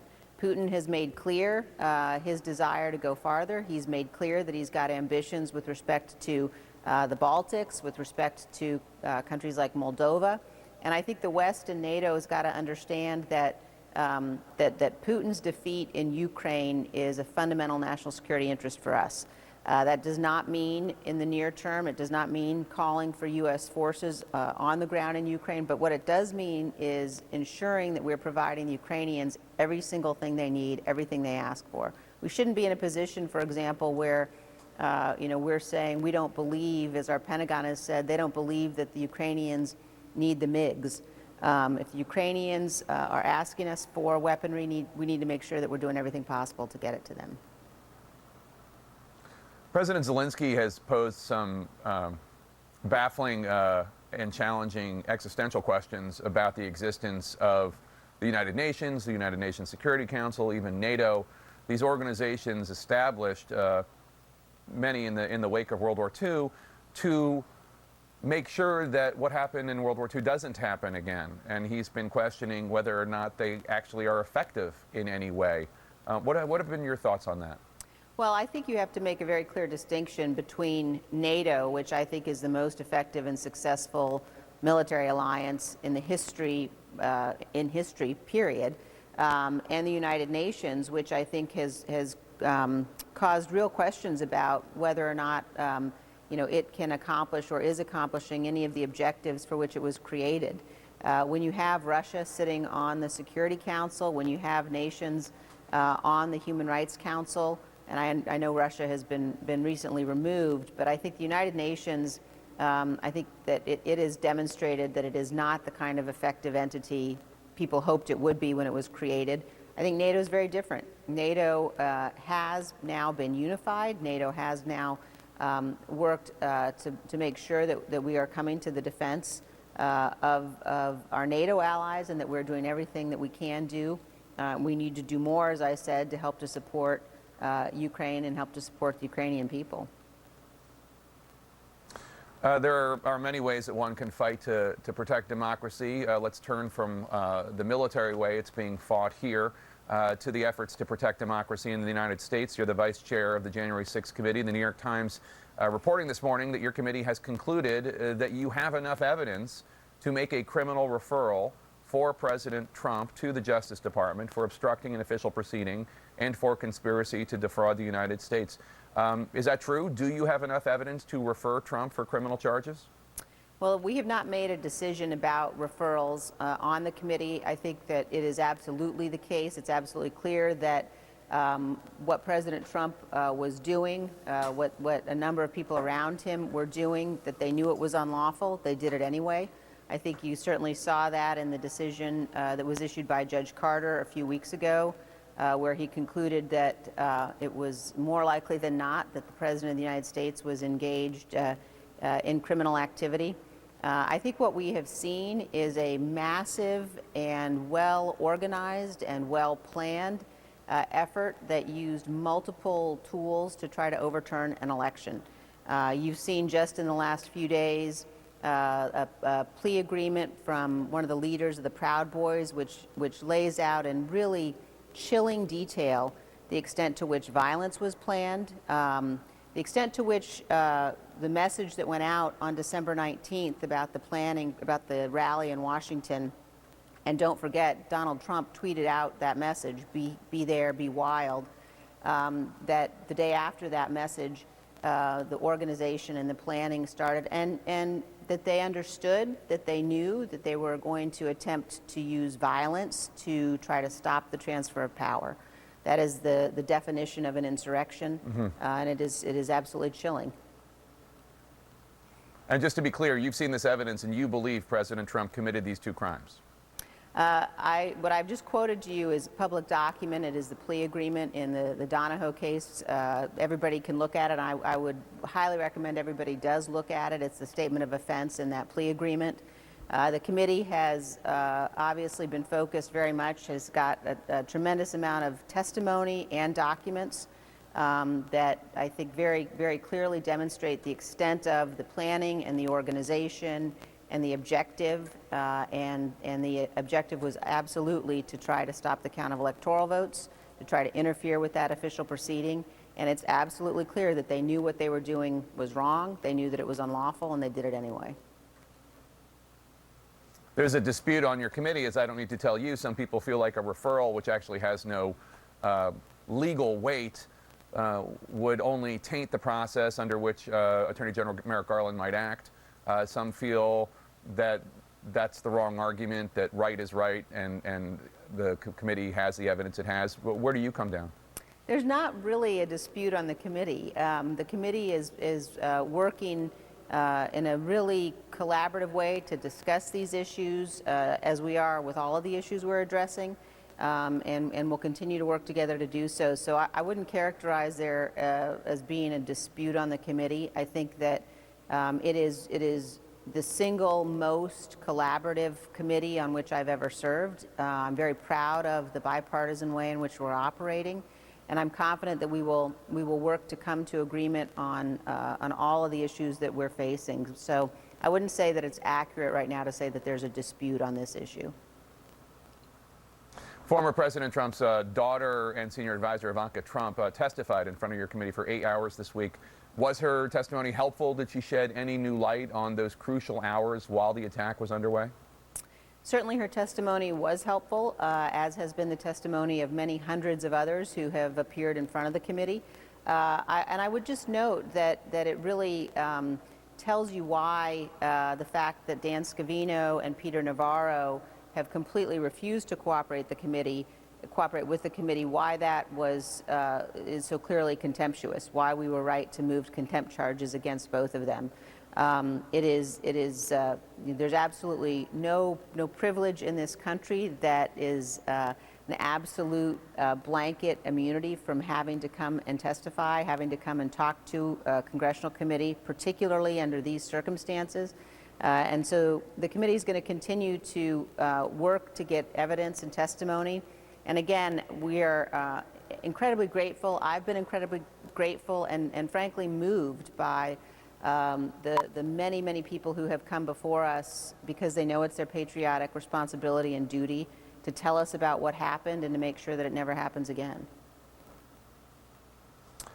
House Republican leader Kevin McCarthy is in the region. I think he's in Poland. He just issued a statement in support of democracy and the individuals fighting for a free and democratic Ukraine. And I'm just wondering if you feel that there's any disconnect there, given the fact that he has not exactly been supportive of your efforts to get to the bottom of the attempt to overturn the election in the United States.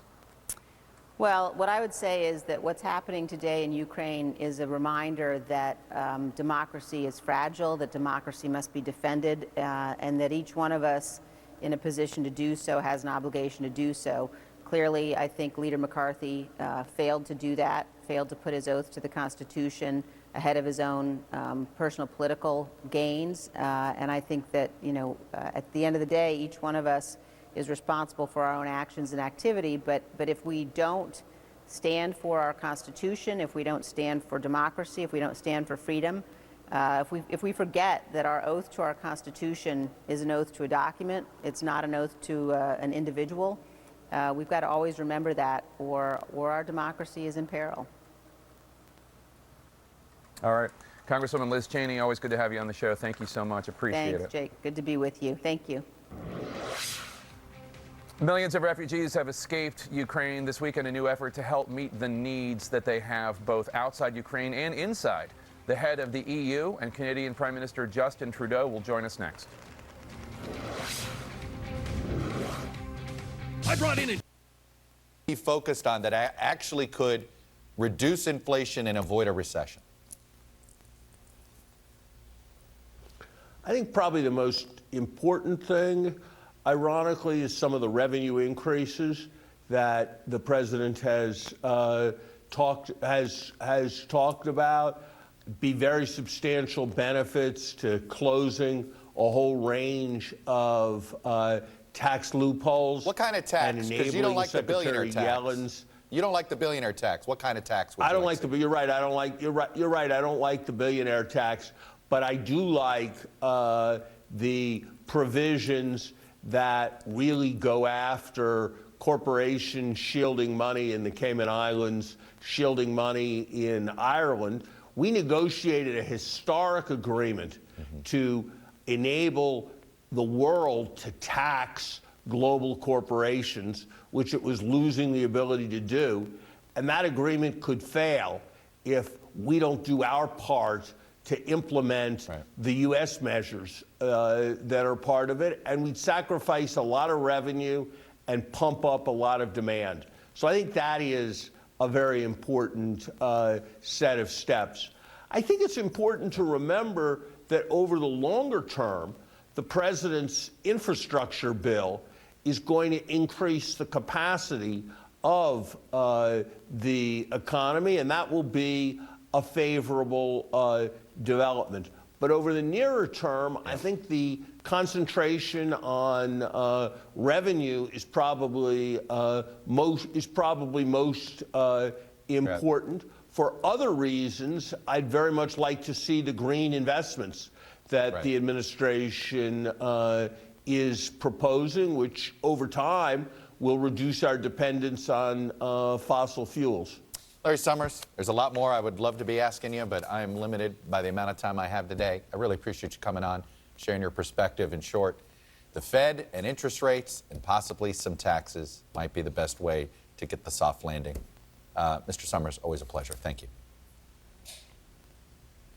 Thank you. When we come back, was Ketanji Brown Jackson's Supreme Court confirmation the last big success President Biden is likely to have before the midterms? Panelists next.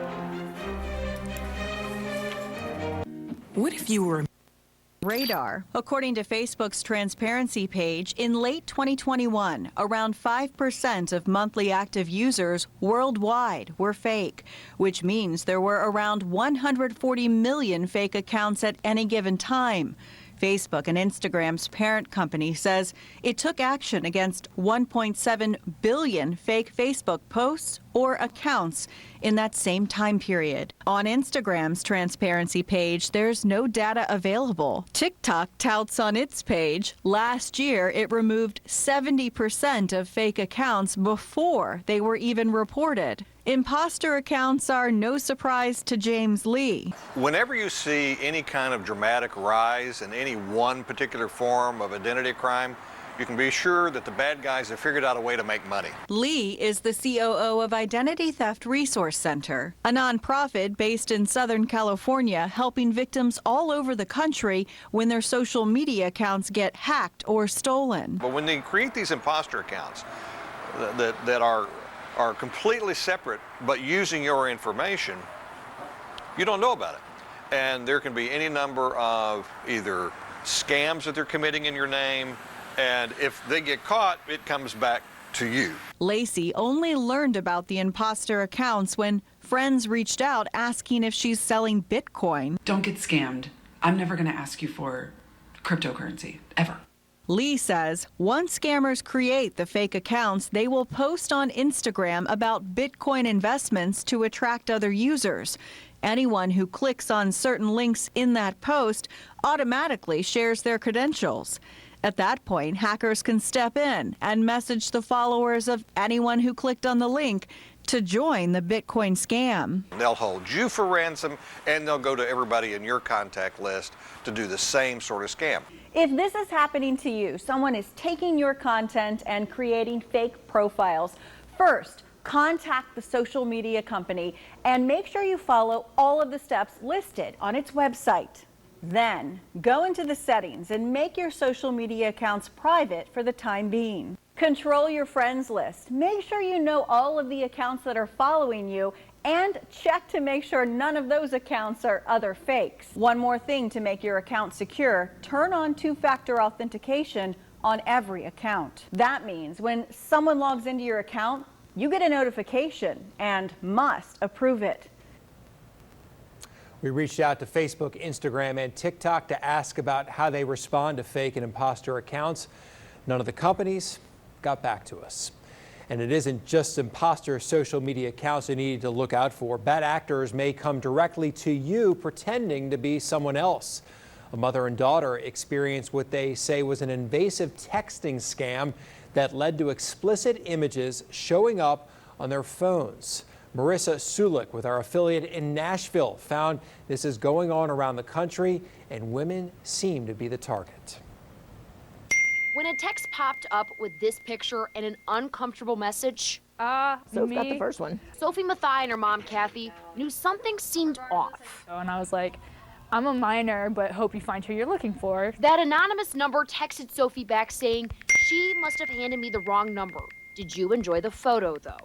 Sophie says the number seemed familiar, and the person behind it seemed to know she was gay. It was a 615 number, and also with that detail of, oh, she must have given me the wrong number. So I got it, like a week later, from a totally different number, same exact face photo, and slightly different entree, like, you know, oh, sorry, I missed you. When her mother was sent the same photo, they learned they weren't the only targets. We have people on our block that are getting it, people in the Bible study that are getting it. It's just like this massive scheme. We decided to call the non-emergency Columbia PD number. When you get a text like this, you know, she looked like the lady next door, so to speak. Robin Householder with the BBB says reach out to law enforcement. Don't text the number back. What you've really done for that scammer is you've confirmed that this is a legitimate phone number. She says scams like this use bots and automation to get different phone numbers. Once they have access to your phone, well, now they have access to your contact list. One victim makes it a good day for them. Both Kathy and Sophie say that number eventually sent explicit images. When they stopped texting, so did the person on the other end. Now, they want others to be aware. This could be really bad for someone else, and I don't want them to go through anything like that because it's just not. No kids should be exposed to that. The Better Business Bureau suggests also taking a screenshot of any suspicious texts and sending those to law enforcement along with your report. Losses to scammers hit a 10-year high in 2021. Coming up, the type of scam that topped the list and how to avoid falling victim. Read more of our National Investigative Team's work now or anytime at investigatetv.com. So you're an early bird. Brings Wednesday. And with regard to extending the moratorium, quoting Larry Summers again, he said it's exactly the wrong thing to do in the middle of this overheated economy producing this rampant inflation. This administration just can't seem to get their act together on the economy. That's why the American people are so down on the president. The economy, the precipitous withdrawal from Afghanistan, the domestic energy issue we've already been discussing, crime, problems in public education. This administration has really got its hands full, and I think they're headed toward a pretty good beating in the fall election. I wanted to ask you about the midterms next anyway, so you have a great way of transitioning, sir. So inflation, gas and groceries, this is on everybody's minds.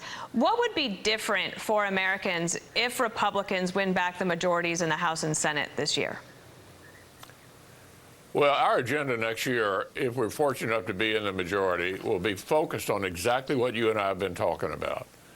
Crime, education, beefing up the defense of our country. The president's request for the Defense Department in this year's request doesn't even keep up with inflation. We got a war going on in Ukraine. We got big power competition with the Russians and the Chinese. We need to meet the demands of the international situation.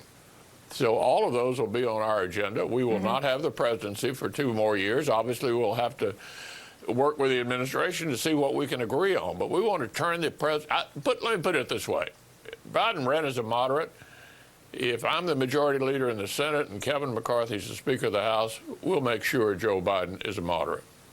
Speaking of Joe Biden, once again transitioning for me, Mark Penn, a Democratic pollster, we asked him this week what he thought about the president's poll numbers and why they were down. You've known the president for decades. Listen to this and I'll get your response on the other side. He did have this image of being a kind of a likable Uncle Joe, you know, ice cream Joe, kind of friendly, and I think he's lost that. Do you think he's lost it? Well, I think his policies have not worked, beginning with the precipitous and ill-advised withdrawal from Afghanistan, which became kind of a metaphor for the incompetence that's been on full display during this administration. None of the policies they've pursued have worked out well. The $2 trillion they dumped on the economy last year against the advice of economists like Larry Summers produced the 40-year wave of inflation. Everybody's seeing that when they fill up their automobiles, when they go to the grocery store. Their policies have produced a virtually open border. The previous administration did a good job at the border. They reversed all those policies, and we've been paying the price for that. We have a crime wave in the country, and they're continued to promote policies that, in my view, are pretty much soft on crime. To be clear, when I said has he lost it, I was referring to likability, is what Mark Penn said, that he had lost likability. So we'll see how that goes. Do you have a thought on that? Yeah, I like the president personally. It's pretty clear to me that personality in my view, not what's driving his unpopularity. I think it's the policies they've been pursuing. Interesting. Last night there was a endorsement from former President Trump in the Pennsylvania Senate Republican race. Dr. Mehmet Oz got that endorsement over Dave McCormick, who had been trying to get it. Do you think that will affect that race? Well, we'll see. I think we've got a good choice of candidates in Pennsylvania. I think we've been in a good position to win that race, regardless of who the nominee is. And I guess we'll find out in the next few weeks how much this endorsement made a difference. And then finally, sir, we are in spring. It is a time for hope and renewal as Passover and Easter will be observed next weekend. In the latest NBC poll, 71% of people said they feel like the country is on the wrong track. So that's got to be made up of, that's a bipartisan agreement there, that the country is on the wrong track. I'm sure you're often asked this question, which is, do you have hope for the country? Do you think that there is a way for us to get through all the things that we're going through and continue to thrive and be the leader of the free world? Absolutely. Look, this is the greatest country in the world. We have these rough spots, and we've had them for 200 years. We always find a way to correct when we're on the wrong path and move in a different direction. So there's no reason to be pessimistic about America's future. We are the most important country in the world, the freest country in the world.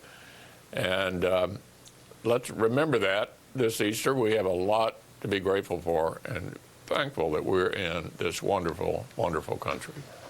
Wonderful note to end it on. Senator McConnell, thank you for your time. It's always good to talk to you. Thank you, Dana. Up next, our Sunday group returns to discuss the biggest issues in the midterms, and former President Obama has a message for Democrats.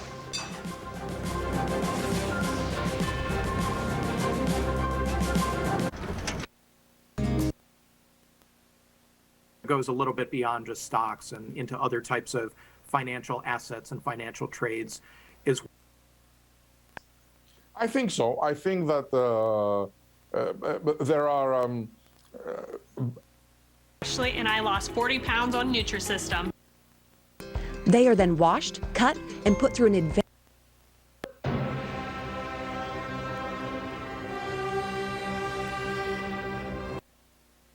Gumption and as chutzpah as the OG funny girl. Any Jewish that gets to be themselves on stage owes something to Fanny Brice. There is no Bette Midler, there's no Sarah Silverman. None of us would have had that ability if it wasn't for Fanny smashing through these glass ceilings with that ferocious, you're not going to turn me away energy.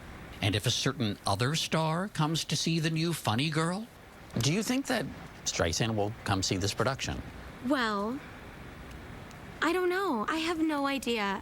I can't really take it in. Would you want to know? No. Nobody tell me. If she even lands in New York, just no one tell me. Just keep it to yourself.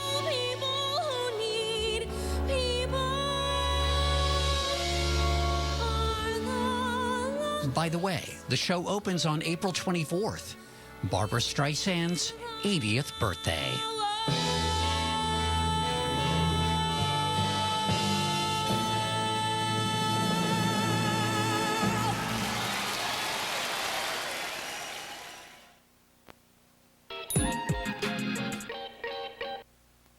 And reviews, and when you book and pay through Angie, you're Connected to what's happening now, right here in South Dakota. Dakota News Now. News when you want it. Angela Bassett. I want to ask about Black Panther 2. Will the Queen get to fight? I have something up my sleeve.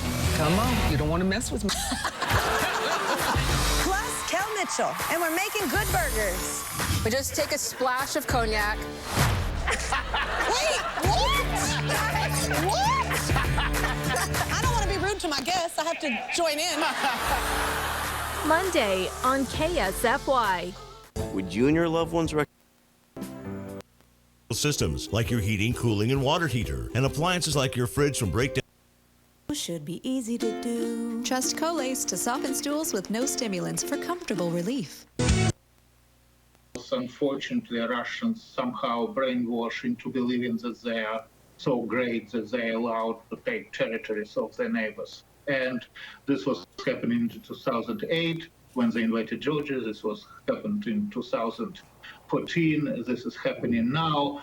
How to say it? Propaganda is a great, of course, tool which the government uses very much, but we live in a real-time world when we see everything on TV, if we really want to see it, or we use internet.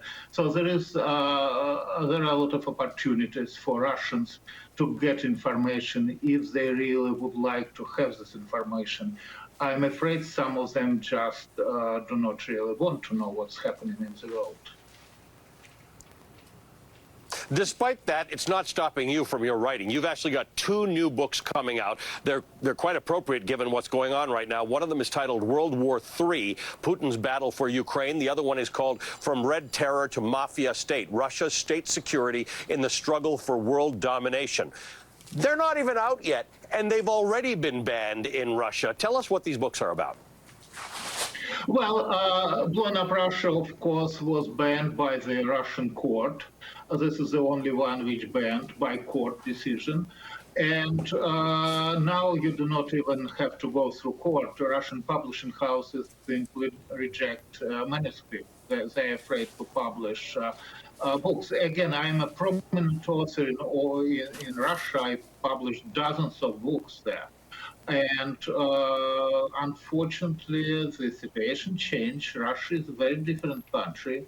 It's not Russia of 1991. And publishers simply are afraid to publish a book.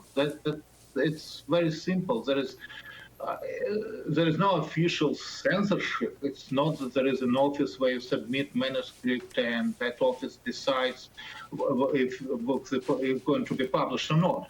Having all this, publishers know now that if they publish a text, an article, a book, a manuscript, whatever, if internet site is publishing the text which the government does not like, this text supposed to go down because the government very quickly reacts and force publishers, editors to censorship the sites or publishing houses. That's how it is, and people are so afraid.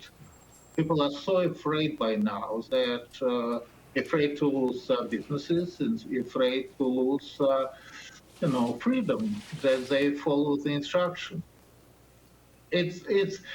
You mentioned that this is like a fascist state. It is a fascist state now. This is Nazi Germany of 1939. Prior to this, it was Italian fascism of 1938. Now this is Nazi Germany of 39. Thank you for that, because that was the point of having you on the show today, to remind people that it doesn't have to be about the courts and it doesn't have to be about the law. Once you get to the point that people start self-censoring and authors stop writing and publishing houses stop publishing, that's where the danger comes in. Yuri Felshtinsky, thank you for being with us. Thank you for joining us for the Velshi Band Book Club. Yuri Felshtinsky is a Russian-American historian and the co-author of Blowing Up Russia, The Secret Plot to Bring Back KGB Terror, which has been banned along with others of his books by the Russian government. Well, today is my final show in Ukraine before heading home to the United States. You've seen my face on MSNBC every single day for the last 5 weeks reporting from the region, but the faces you don't get to see are those of the people behind the camera who really make this show happen. This is the team I end my tour with. Some of the members have changed along the way, gone on to different assignments in the region. Some will stay after I leave. The 2 women in the photo are our local colleagues. They help us understand the news and meet the people who tell us their stories. And a small note, those who watch me on the road know there is always a hat. So today, my team, without my knowing, procured a bunch of black baseball caps, the type of which I have worn every day for the show. It wasn't a style thing, it's a bald thing because it's cold out here. But it's been my thing every night. And this was the reminder that none of what I have done for the last 5 weeks has been my work alone. It's been my team's work, and I'm grateful to them for bearing witness to this tragedy with me. We'll be right back.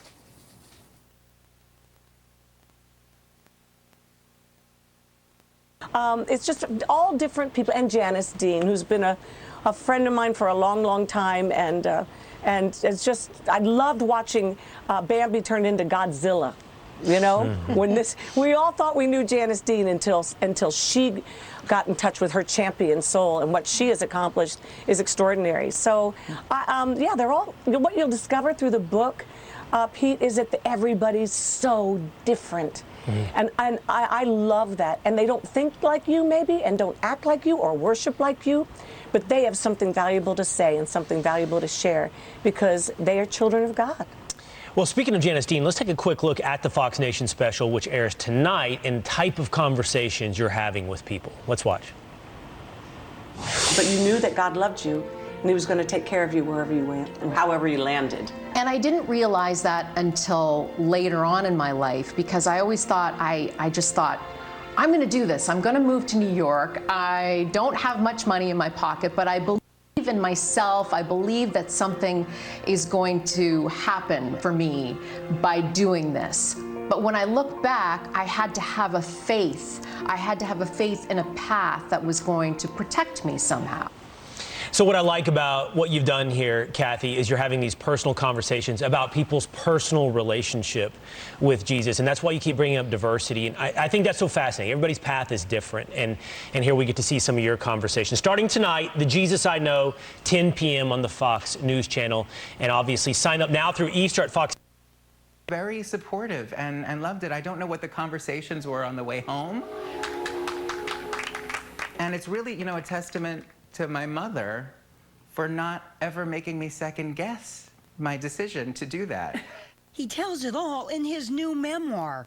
It's a portrait of a lonely, awkward kid who found solace doing children's theater. I was chubby and effeminate, and I didn't really fit in, and so it was a field day for the bullies at school. What do you like about living here? I mean, everything.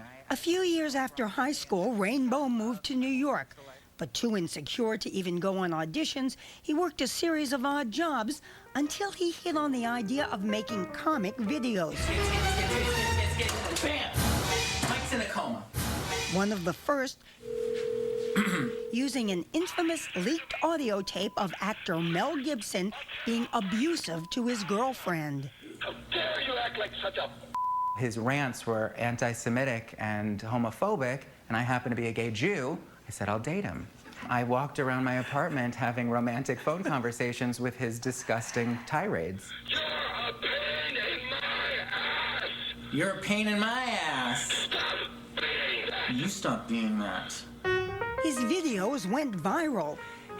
No. Oh, God. And eventually, Rainbow hit on the idea of spoofing the news. She was rebelling. Now she's a felon. Inserting himself as a know-it-all reporter. And welcome back to the first presidential debate. Into actual events. I have a great company, I have a tremendous income, and the reason I say that is not in a braggadocious way, it's because... Braggadocious? Is that even a word? I don't know, maybe. Who knows? And then breaking into parodies of favorite songs. He's super callous, fragile, egocentric, braggadocious, likes to throw big words around and hopes that we all notice. That was the mega colossal breakthrough video that got like 16 million views in the first day.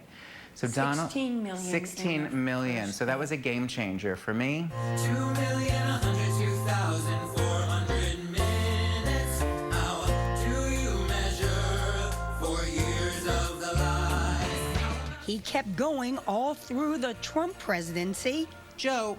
Can I call you Joe? No. Into the Biden era. I'm so tired of quarantine. Mr. Biden, bring my vaccine. You recently... Rainbow not only plays all the parts, he handles his own wardrobe. For example, this is a nurse is a go-to for me these days. But really, frankly, they're just slutty Halloween costumes. I have to be honest with you. It all happens in his home studio. MGM Studios. A spare bedroom. Are you sitting behind a desk when you do those interviews? No, there's nothing. It's just this. It says... frankly, I'm often not wearing pants. I put on pants because you're here, Rita. We got to watch him in action as he created his latest video. Here's the tea.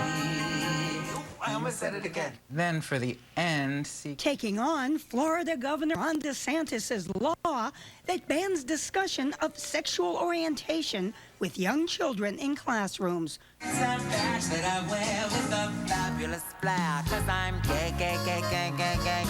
The so-called Don't Say Gay law. You say you don't think of yourself as really being political. I know, people are surprised when I say that. It's never my intention or primary objective to make a political statement. I'm trying only to be amusing first and foremost, but I'm poking fun at everybody, all sides and opinions, including my own. Clang, clang, clang, when Josh Hawley. There has been some talk that you may take this show that you've had on the road and bring it to Broadway. We're talking about it. Could you imagine that story? I mean, this schmuck in wigs in his living room making videos, winding up on a Broadway stage. I hope that it's coming. It sounds like a happy ending to me. Sounds good to me.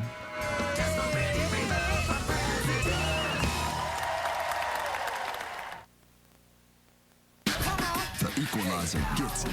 You are a real-life hero. I'm using my powers for good. Get into The Equalizer, new tonight on CBS. CBS presents the CMT Music Awards, featuring performances by Walker Hayes, Carrie Underwood, and more. CBS presents the CMT Music Awards this Monday at 8/7 Central on CBS. CBS News, 60 Minutes, tonight on CBS. Do not commit the same mistake. In order to preserve security, to leave these Putin's seeds in ground again. This is all real, and this is all present. At the museum, a picture of our local producer's grandfather was on the wall. He had been imprisoned for 2 years before being sent to a Soviet gulag for 25 years. Thanks for spending your Sunday morning with us. I'll have more reporting from Ukraine over the next week. The news continues next.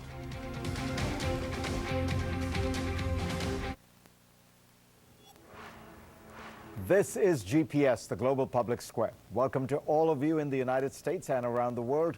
I'm Fareed Zakaria, coming to you live from New York. Today on the show, Russia's brutal war shifts focus to the east. We will bring you the latest from CNN's team on the ground. Then, the case for war crimes. Western governments have vowed to hold Vladimir Putin accountable. But what can the world do? I will speak to the former British Prime Minister Gordon Brown, who is calling for a Nuremberg-style war crimes tribunal. And 1 billion euros a day. That is how much energy Europe is still buying from Russia. How will sanctions ever work if the oil and the oil money keep flowing? Finally, on a lighter note, I will bring you a clip from my new CNN Plus interview with the extraordinary Billy Joel. But first, here's my take. When Russia launched its attack on Ukraine, a wide variety of commentators believed that there was at least one silver lining in this catastrophic cloud. Putin's assault on the liberal order, they hoped, would expose and delegitimize the illiberal populist forces that have been surging for years. One commentator speculated that the Ukraine war could end the age of populism. Another, the scholar Francis Fukuyama, saw it as an opportunity for people to finally reject right-wing nationalism. Alas, 6 weeks into this conflict, such speculation looks like wishful thinking. In Europe, two pivotal elections in Hungary and France tell the tale. As recently as a week ago, it was possible to suggest, as an essay in The Atlantic did, that the Ukraine war was upending European politics by highlighting the illiberal and pro-Putin records of the French far-right leader Marine Le Pen and the Hungarian Prime Minister Viktor Orban. Experts were quoted saying that Orban was desperately trying to reframe the events around the war, and predicted that the French would now see Macron as probably the only person who can lead them through this crisis. In fact, Viktor Orban won re-election and a fourth straight term in office by a handy margin, getting around 53% of the vote compared to the opposition coalition's roughly 34%. The same day, voters in Serbia re-elected a populist, staunchly pro-Putin president by a landslide. In France, where the first round of presidential elections set for today, polling suggests that Macron's lead has been evaporating and that Le Pen has surged significantly. As a New York Times headline says, even before France votes, the French right is a big winner. In Europe, at least, right-wing populism continues to thrive. It's not that Russia's actions in Ukraine are popular, they just don't dominate people's worldview. The reputations of pro-Russian politicians have not suffered from the war as many expected. Frustrated by the Hungarian leaders cozying up to Putin, Volodymyr Zelenskyy took a gamble and actually denounced Orban, calling him virtually the only one in Europe to openly support Mr. Putin. It didn't work. In America, one sees similar forces at work, though they are not as strong. Initially, in the first weeks of the war, the Republican Party seemed to revert to its historic hawkishness on foreign policy. Many of its older guard are vociferously anti-Putin and pro-Ukrainian. But that would not describe the position of the man who is still its most popular leader, Donald Trump, who has praised Putin since the invasion. Why shouldn't I root for Russia, which I am? Because those of us who Fox News' highest-rated anchor, Tucker Carlson, who 2 years ago declared that he was on Russia's side in its battle against Ukraine, has recently taken to repeating Russian propaganda about alleged American-sponsored bioweapons labs in Ukraine. It's worth noting that there are some mitigating factors at play here. Viktor Orban has manipulated Hungary's democracy in ways that give him structural advantages. In 2010, he gave citizenship to 2.4 million ethnic Hungarians living abroad and portrayed himself as the only defender of their rights, which gained him massive support from these newly minted voters. He's quashed the independent media. The government actively promotes Orban, sending out publicly funded posters with his image. These kinds of practices have led Freedom House to rate Hungary as the only European Union country that is just partly free. Even so, right-wing populism in Hungary and elsewhere is genuinely popular. While Le Pen has taken advantage of rising inflation, castigating Macron's government for price hikes of all kinds, her fundamental appeal comes from her strident cultural nationalism. Orban, Le Pen, and others on the right constantly rail against immigrants, multiculturalism, LGBTQ rights, and le wokisme, a new phrase that has cropped up in France. At the same time, these leaders have cast aside much of the free market economics of the old right. Le Pen has denounced many of Macron's neoliberal reforms and embraced the old statist policies of the French left, such as the 35-hour work week and early retirement. She has publicly speculated that she might bring in members of the left who agree with her ideas on protectionism and industrial policy. Orban has long practiced a kind of populist statism that doles out generous state subsidies to groups his party favors. In America, Tucker Carlson spends little time on the Ukraine war, focusing his program instead on a daily diet of outrage about woke politics and cancel culture. Leading Republicans like Ron DeSantis do the same. If you were to listen to the American right these days, you would think that the most pressing issues in the world today are school boards that are indoctrinating children with ideas about gender fluidity. It is true that these ideas appeal to only part of the electorate, especially those who are older, more rural, and less educated. But by now it should be clear that these voters are numerous enough and passionate enough to win elections on both sides of the Atlantic. Go to cnn.com/Fareed for a link to my Washington Post column this week. And let's get started.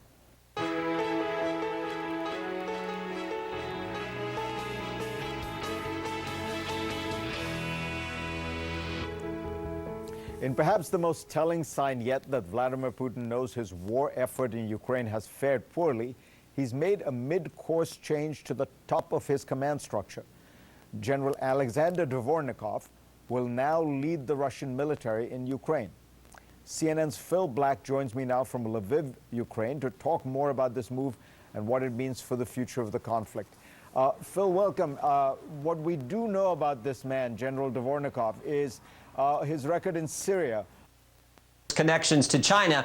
There are 4.8 million reasons why that statement Joe Biden made was not accurate, because we know he took $4.8 million from CEFC, the Chinese energy company. So, yeah, this ties in the entire family. The thing that bothers me the most, though, Maria, is the conspiracy. The left always says, oh, there's these right-wing conspiracy. The real conspiracy here was the Democrats, big tech, big media, keeping this story from the American people just days before the most important election we have, election for president of the United States.